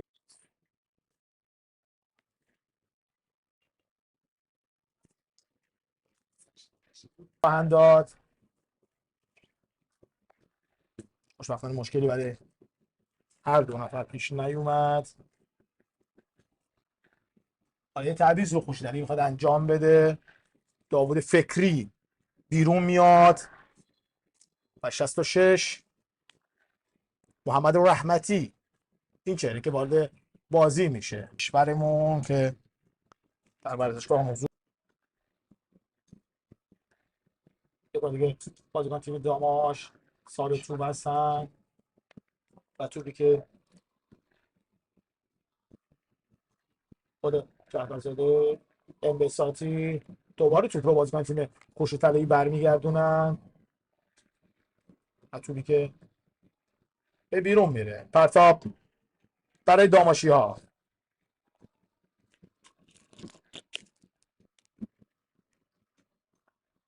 یک بار دیگه 17 از تیم داماش یعنی رضا پورمهدی. برگشت توپ از بازیکن تیم خوش طلایی که توپ رو به بیرون میزنن. پرتاب برای داماشه. حسین خیری. 4 مجتبی بیژن. دوباره بازیکن تیم خوشتری ثابت توپ میشن. میلاد احمدی، فرشاد. تا اینجای کار تیمش 1-0 عقب هست از داماش گیلان.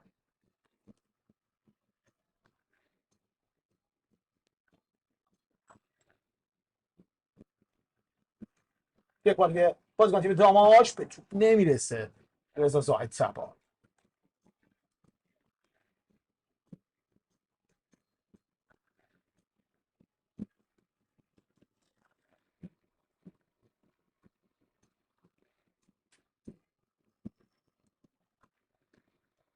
تو بازیکن خوشتری هم به بیرون میره.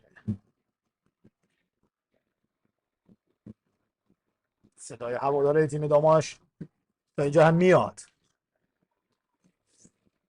بازیکن تیم خوشتری که مصدوم شده بود رو دارن حالا به بیرون ورزشگاه منتقل میکنن. سید محمد رضا هاشمی، بازیکنی که متاسفانه باید بگیم که رباط صلیبیش پاره شد در این بازی و تشخیص دادن دکترها که متاسفانه رباط صلیبی پاره کرده. امیدواریم که اتفاق خاصی براش رخ نده باشه و به بیرون ورزشگاه دارن هدایت میکنن، با آمبولانس میبرنش. به هر حال امیدواریم که برای این بازیکن خوب فوتبال کشورمون حادثه بدی پیش نیومد. خیلی از بازیکن‌های مطرح فوتبال کشورمون شده، خوشبختانه همشون برگشتن به فوتبال و جای امیدواری است که با تلاش و پشتکار میتونن دوباره برگردن به فوتبال کشور. این هم تماشاگری خونگرم تیم داماش گیلان که در تصویر مشاهده میکنید با چه حرارتی دارن تو تیمشون رو تشویق میکنن. واقعا این گونه هوادارا کم هست در فوتبال کشورمون. استان گیلانه که ما اینقدر طرفدار فوتبال داریم. یک دو شهر هم دیگه تازگی اضافه شده به این گونه هواداران. این هم آقای کلانتری است که در کنار زمین شاهد حضورش هستیم. علی اصغر کلانتری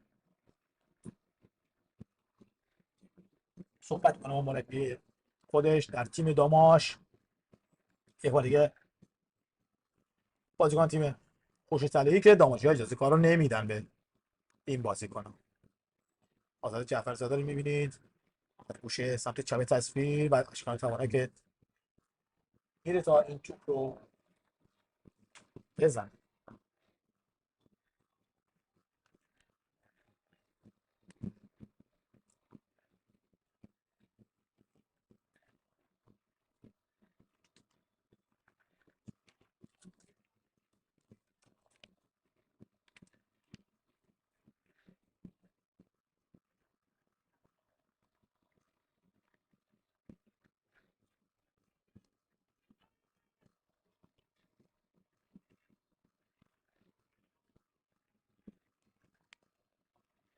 یک بار دیگه بازیکن تیم داماش گیلان توپ رو در میان راه جمع میکنن. ادامه خطا میشه. خطا روی بازیکن تیم خوش‌طلایی گرفته میشه. 14 تیم خوش‌طلایی خطا روش انجام شده.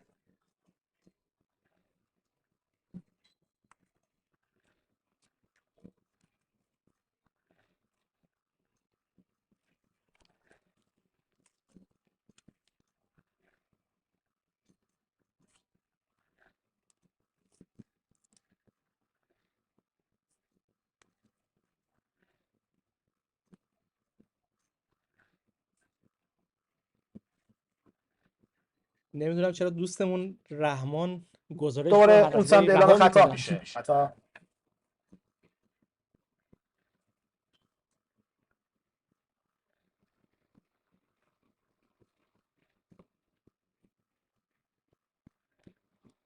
برای بازیکن تیم داماش و اشکان توانه که میره خطا رو بزنه.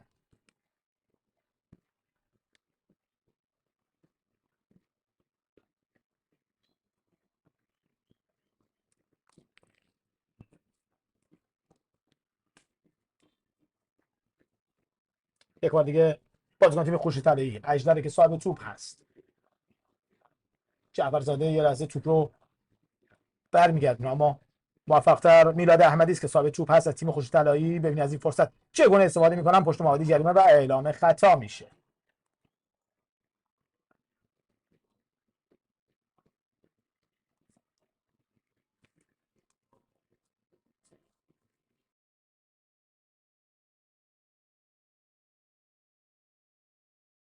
ضربه خطا رو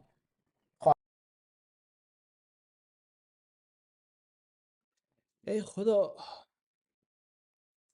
رحمان فکر کنم امروز بیچاره دست تنهاست.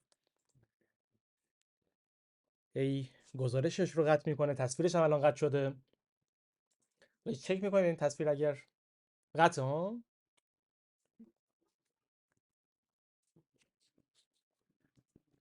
با تصویر واسه بررسی بکنید که بیاد دیگه.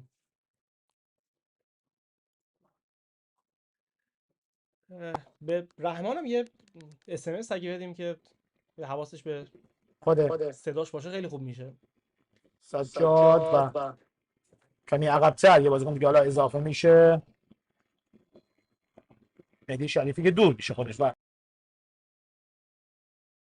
بله سجاد اژدر این ضربه خواهد زد و توپی که مستقیم به گل تبدیل میشه و گل تساوی اینجا به ثمر میرسه. داماش 1 خورشید طلایی ساوه 1 که گلی رو زد سجاد اژدر و چقدر هم زیبا این گل به ثمر رسید.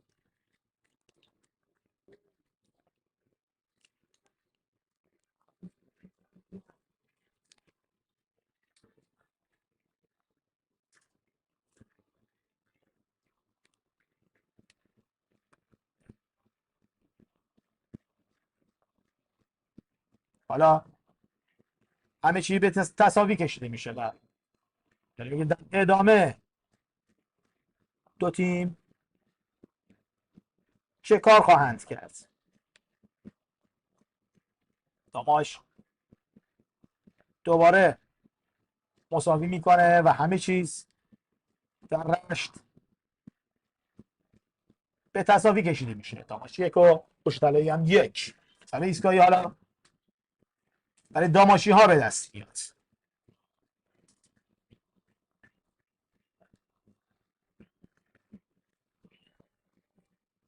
سر ایستگاهی که زدن بازیکن تیم خورشید طلایی و به گل تبدیل شد.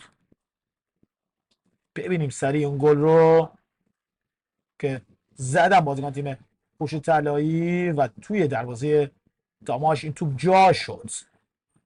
حالا در این سمت ضربه ایستگاهی برای تیم داماش، توپی که فرستاده میشه داخل محوطه جریمه و توپ به بیرون رفت.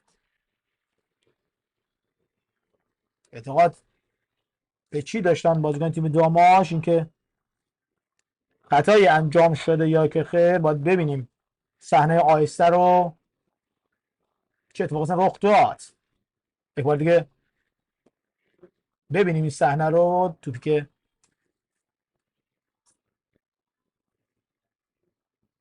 این توپی که میفرستن بازیکن‌های تیم داماش، ببینید توپی که فرستاده شد. آره بله یه بازیکن تیم داماش اونجا افتاد، آزاد جعفرزاده بود فکر کنم. اونجا میگفتن که باید خطایی گرفته بشه، نگه داشت یه لحظه علی رضایی بازیکن تیم داماش رو و خطایی که اعلام نشد. یه بار دیگه حالا ضد حمله برای بازیکن تیم داماش گیلان. ببین از این توپ چگونه استفاده خواهند کرد. سوالی که از سمت راست سال توپ هست و خطا نشد. خطا روی سایت سوار رو نگرفت داور. در حال خب خطایی تشخیص نداد، اما خود داماشی ها معتقدن که باید خطا اعلام میشد. در حال نگرفتن این صحنه رو. دوباره بازیکن تیم داماش توپی که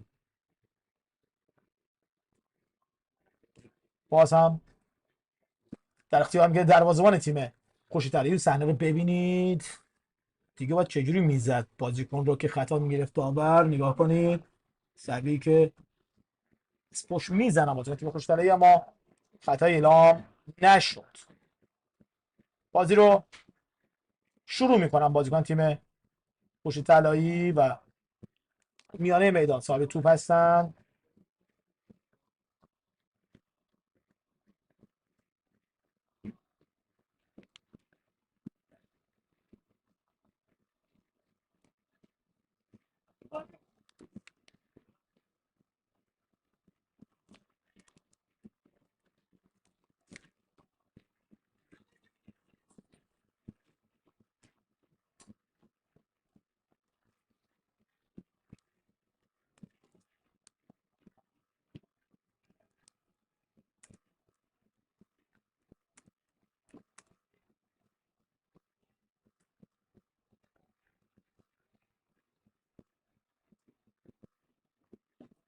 یک بار دیگه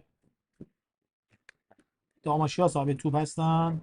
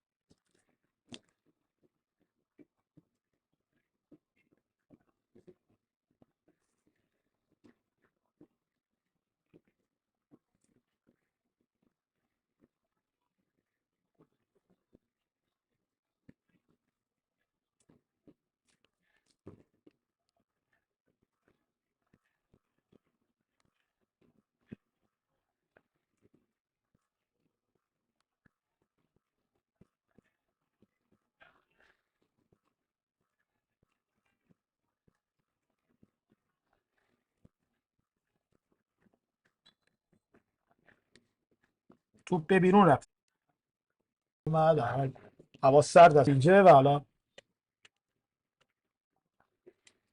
ادامه نیمه دوم که در خدمت شما هستیم. یک بار دیگه داماشی ها مصطفایی توپ رو میگیره از مصطفی میلاد احمدی.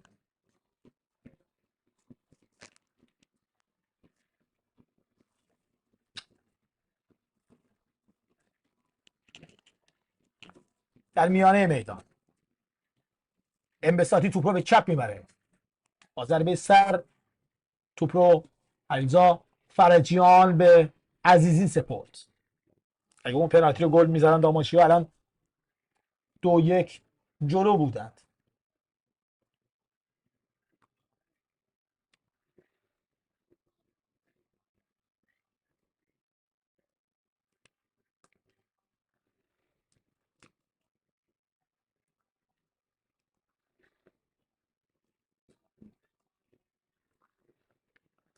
یه بار دیگه شوت از بازیکن تیم خوش طلایی که به کرنر میره و مهدی شریفی توپ رو زد.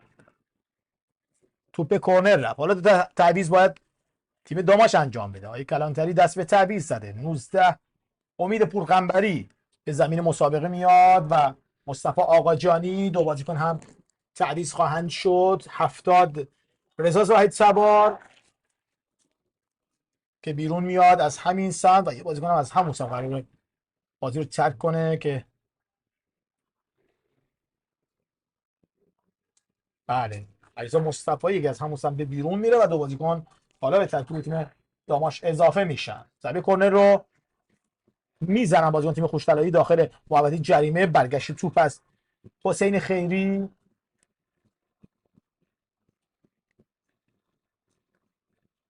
و توپی که حالا به بیرون میره.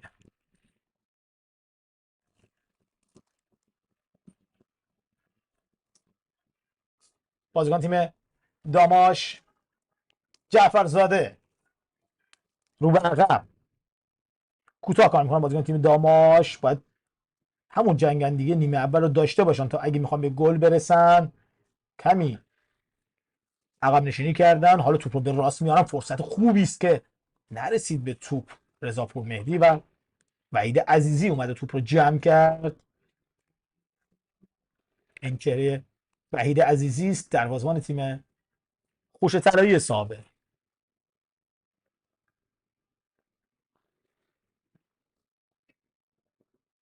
عزیزی کوتاه کار با خط دفاعی خودشون. دوباره بازیکن تیم داماش صاحب توپ هستن. رو تو تاثیر کاپیتان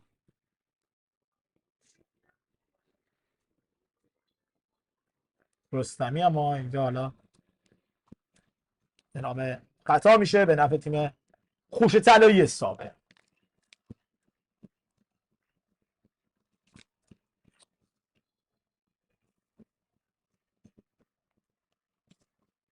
پشت محمدی جریمه روی زمین افته و این بار خطا رو اعلام میکنه داور. اینجا اومد برخورد بازیکن قرمز به آبی که حسین منتظر شده داور رد میشه. آقا جانی انبساطی ضربه‌ای که میزنه و برگشت تو بعد دروازه‌بان وحید عزیزی. دوباره پرتاب برای داماش. مصطفی آقاجانی این بار میره خودش پرتاب رو انجام بده. جعفرزاده خالی است، کمی جلوتر میفرسته برای 19 امید پرغنبری و توپی که حالا به بیرون میره.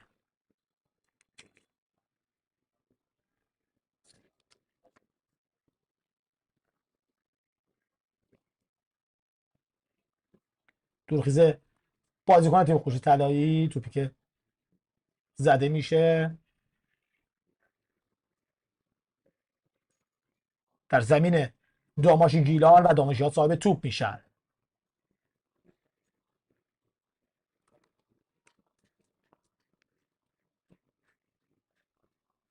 رستمی، انبساطی، خود انبساطی توپی که میزن و عزیزی در دو ضرب توپ رو دریافت میکنه.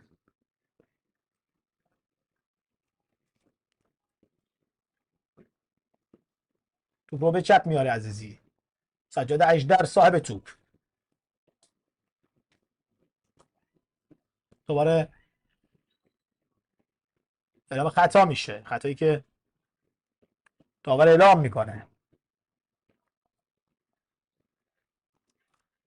توپ رو میده به بازیکن تیم خوش طلایی سابق.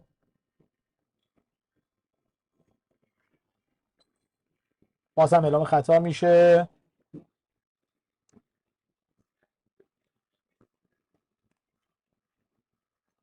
توپ اونجا به داور برخورد کرده بود که اون صحنه رو ترابال انداخت. در حال همکارمون در حرکت آیسه نشون میدن این توپی که بله به داور برخورد کرده بود. یه لحظه دوربینی که جلوم بود من خودم ندیدم، اما توپ به داور برخورد کرده بود. حالا 21 به بازی خواهد اومد برای تیم داماش. امیر محمد سیمانپور، تعویضی که برای داماش انجام میشه و 77 فقط پیمان نجات بود که بیرون اومد و حالا باید ادامه بازی رو داشته باشیم. ضربی که میزنه بازیکن تیم خوشتری داخل محدود جریمه و توپی که به بیرون میره.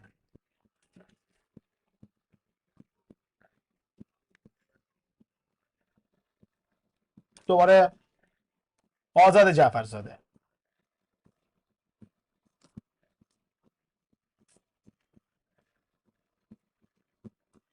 خود جعفرزاده رو به عقب. هوشمند، ببخشید بازیکن تیم داماش توپ رو داشتن. مشتاق بیژن،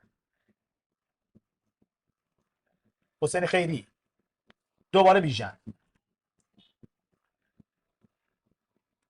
خان از همون سمت چپ حمله رو تدارک ببینن. رستمی میاد توپ رو میگیره و به دوباره به بیژن فرست سپورت توپ رو. ضربه سر. این هم جایگاه ویشه که میبینید مالک باشگاه داماش حضور داره. آزاد جعفرزاده دوباره به راست میبره. خود جعفرزاده یه پاس عالی. پورمهدی که دوباره توپ رو به عقب‌تر آوردن. حالا سجاد قلی بیگی توپ رو در اختیار داره. سجاد قلی بیگی به چپ. جایی که مجتبی بیژن هست. مجتبی به چپ میبره و اعلام خطا میشه. علیرضا وهابی رو میبینید در جایگاه و رئوسمی فدراسیون هیئت فوتبال استان گیلان هست. در کنارش لیدر باشگاه داماش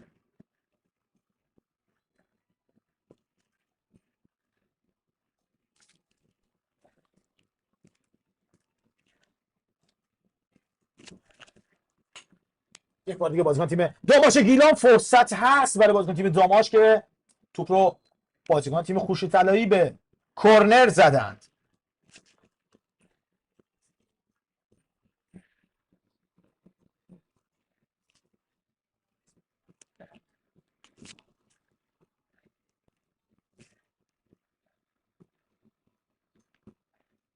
مصطفی آقاجانی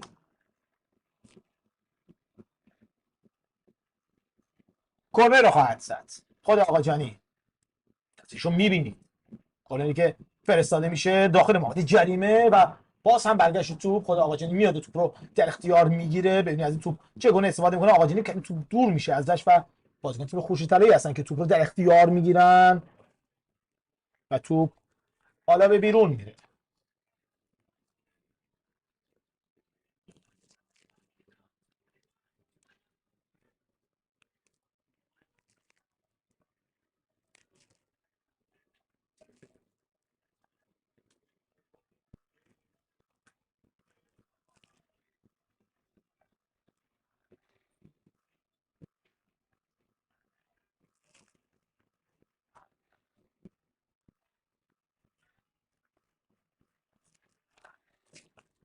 یک بار دیگه داماشی‌ها صاحب توپ هستن. داماشی‌هاشون ازشون حمله میخوان. 40مین دقیقه از این دیدار در نیمه دوم.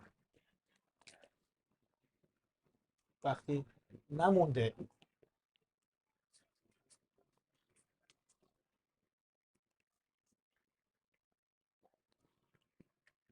از سمت چپ مصطفی آقاجانی، جعفرزاده به راست میارن برای خود آزاد جعفرزاده. دوباره از سمت راست سانتی که انجام شد و توپ نرسید به بازیکن تیم داماش و توپ به بیرون رفت.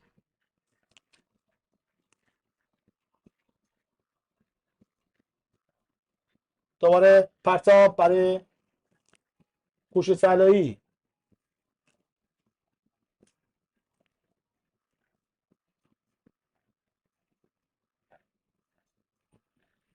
توپ رو قشنگ دارن خوش میکنن. دو تعویض حالا برای تیم خوشتری داره انجام میشه. شماره 8 کیانوش میرزاییه که به زمین خواهد اومد. امین دادمه و هادی صادقی هم که در کنار زمین مشاهده کردید.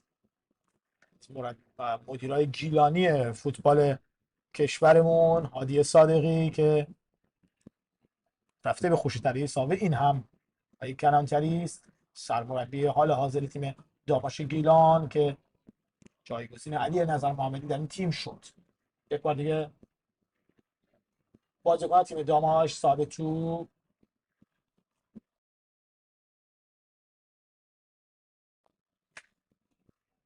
رو به عقب. حسین خیری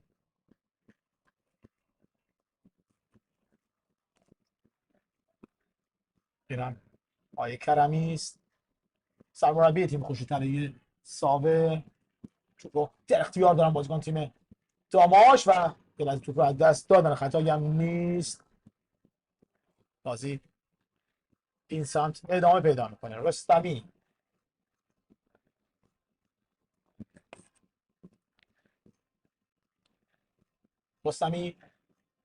به راست میاره. جعفرزاده صاحب توپ باید به سجاد میده توپ رو که عقب‌تر برد. حالا سجاد صاحب توپ میشه. سانچی انجام میده برخورد به مدافعین تیم خوش‌طلایی و برگشت توپ. حالا ضد حمله داره شک میره بازیکن تیم خوش‌طلایی که محمد رستمی توپ در اختیار میگیره. مجتبی بیژن،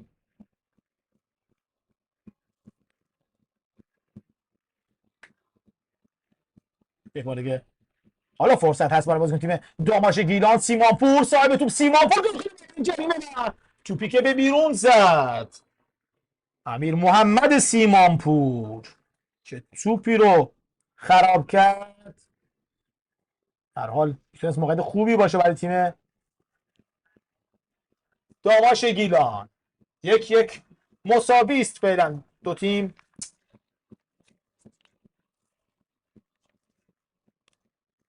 باید ببینیم اون صحنه رو که تعویضی که حالا داره انجام میشه برای تیم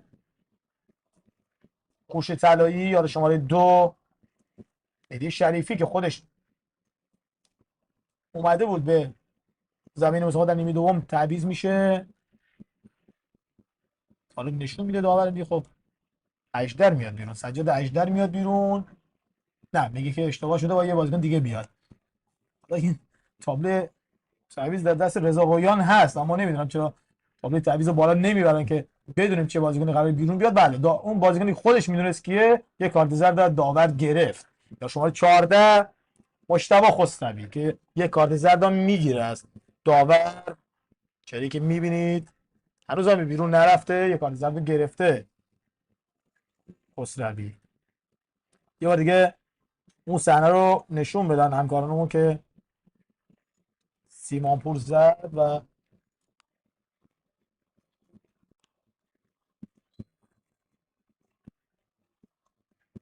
توپ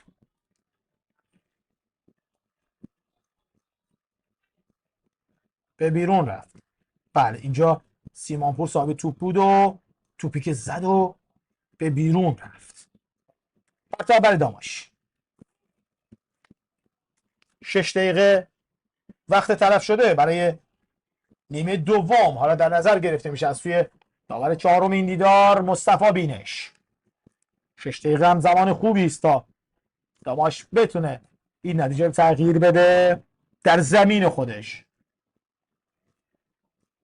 یک بار دیگه توپ میزنن، توپ بیرون میره. عرض کردم خدمت شما در نیمه اول که امسال سال خوبی برای داماش گیلان نبود. داماش که با این همه هوادار خواب رقابت‌های لیگ یک گذاشت، از لیگ دسته سوم تلاش کردم دوباره تیم رو آوردم به لیگ یک.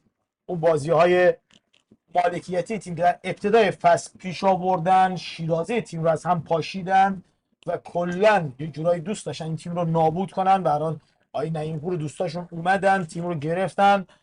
حالا دارن تلاش میکنن تا اون زخمایی که خورده داماش رو جبران کنن. تا اینجای کار که به هر حال دست به هر کاری زدن، موفق نبودن.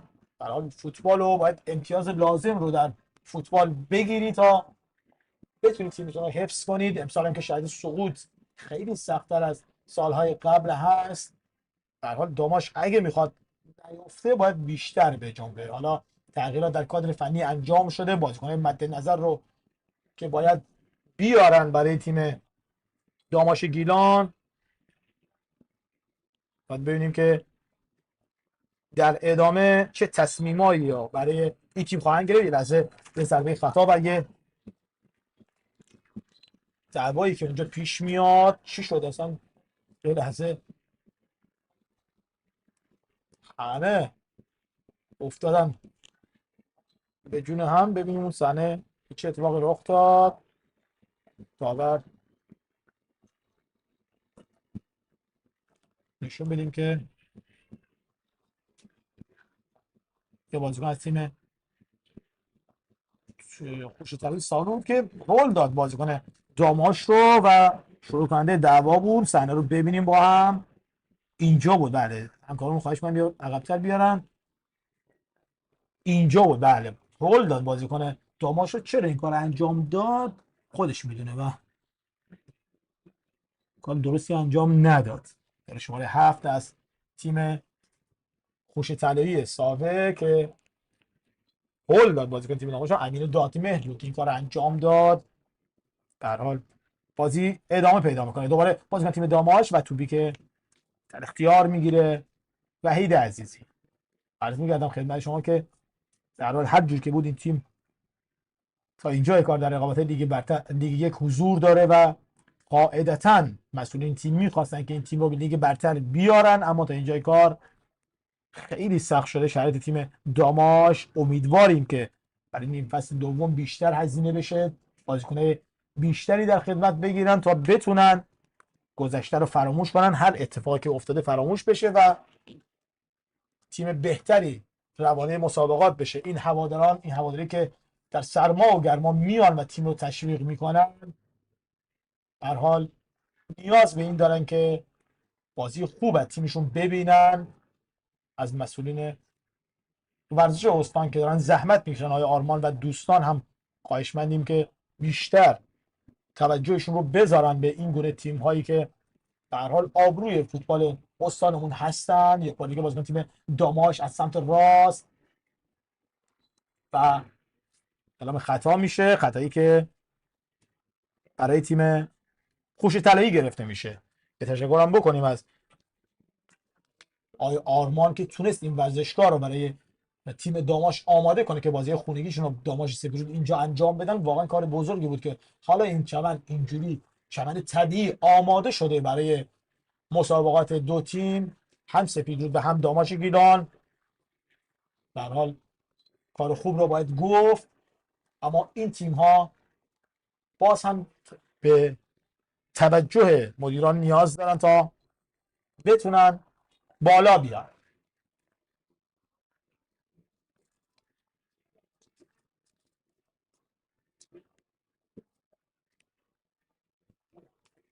توپ به بیرون میره و ثانیه های پایانی این دیدار رو پشت سر داریم میذاریم. این هادی صادقی سرپرست تیم خوش طلایی و توپی که به بیرون میره.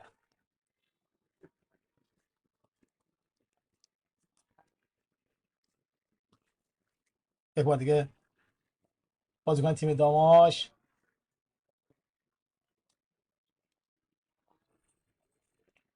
و توپ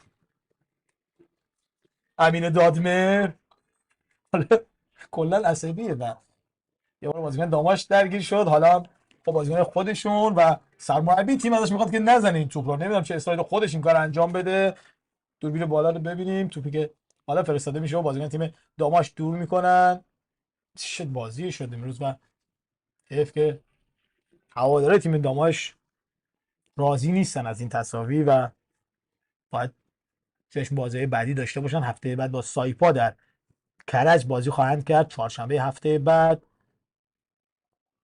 و به هر حال امیدواریم که بتونن نتایج لازم رو بگیرن بازیکن تیم داماش. البته چون طرفدارای زیاد داریم تیم، ما هم برای این تیم آرزوی موفقیت داریم.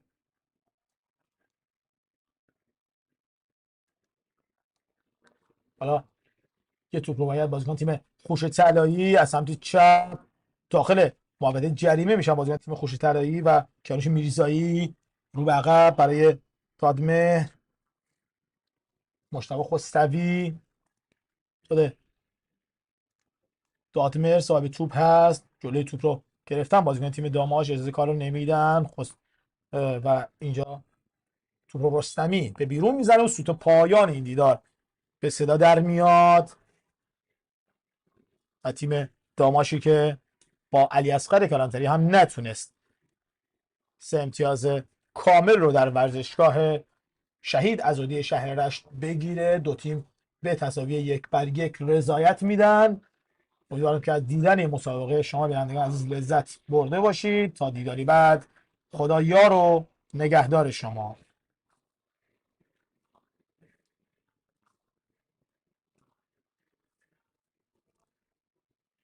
آقا رحمان، آخه ما چه لذتی برده باشیم از این بازی.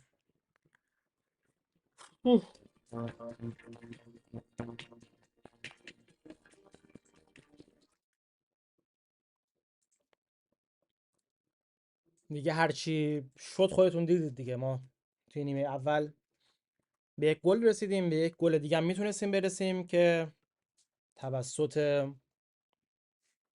محمد رستمی از دست رفت.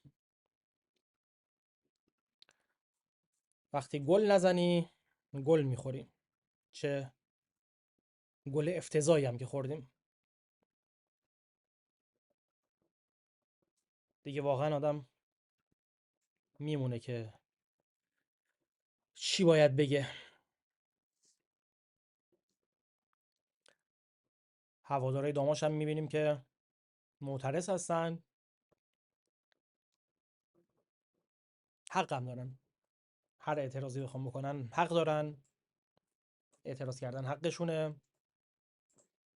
وقتی که یک تیم بحران زده ای مثل خوش طلایی رو نمیتونیم توی شهر خودمون ببریم، هر جور اعتراضی هم حقمونه.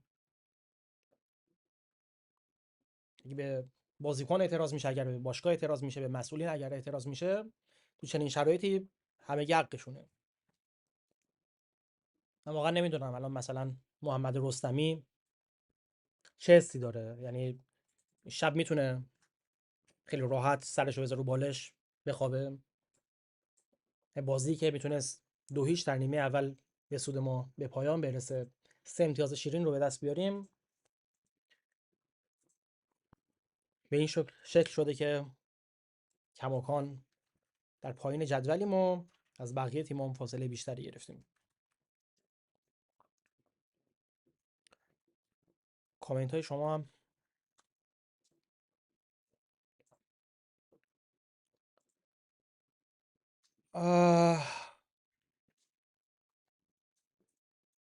یه انتقاداتی آره توی کامنت ها به رحمان شده. متاسفانه آره یه خورده کیفیت پخش بد بود.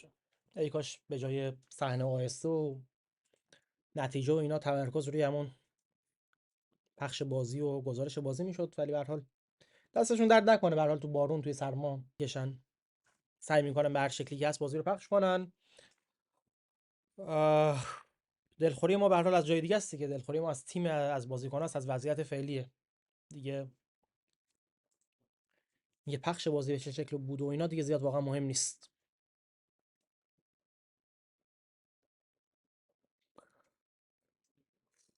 من دیگه واقعا حوصله صحبت کردن هم ندارم.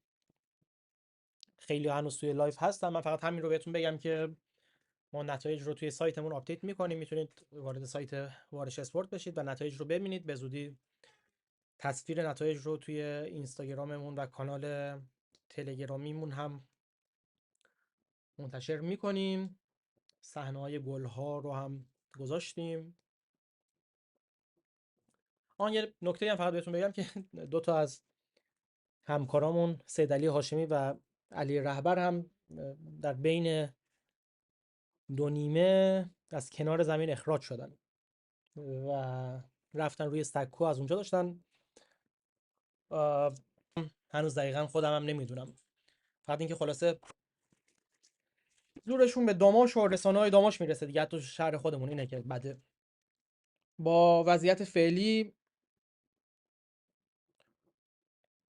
داماش 11 امتیازی میشه در جایگاه 17 و به دلیل تفاضل گل بد و پایین دریای باهول الان با 14 امتیاز 17 امتیاز 14 امتیاز 15 امتیاز خوش طلایی با 15 امتیاز 15 هم میشه. 4 امتیاز باش فاصله داریم. یعنی از منطقه خطر بخوایم خارج بشیم باید 4 امتیاز بگیریم تازه هم امتیاز بشیم با خوش طلایی. خیلی کارمون سخت شد. توی فصل دوم واقعا چیکار می‌خوایم بکنیم نمیدونم. مرسی. و خیلی وضعیتمون حیاتیه. باید این بازی رو می‌بردیم که نبردیم و واقعا نمیدونم نیم فصل دوم می‌خوایم چیکار کنیم. اگر همین امروز دست به کار نشیم و بازیکن جذب نکنیم، به نظرم نیم فصل دوم فقط با ترس بخوریم.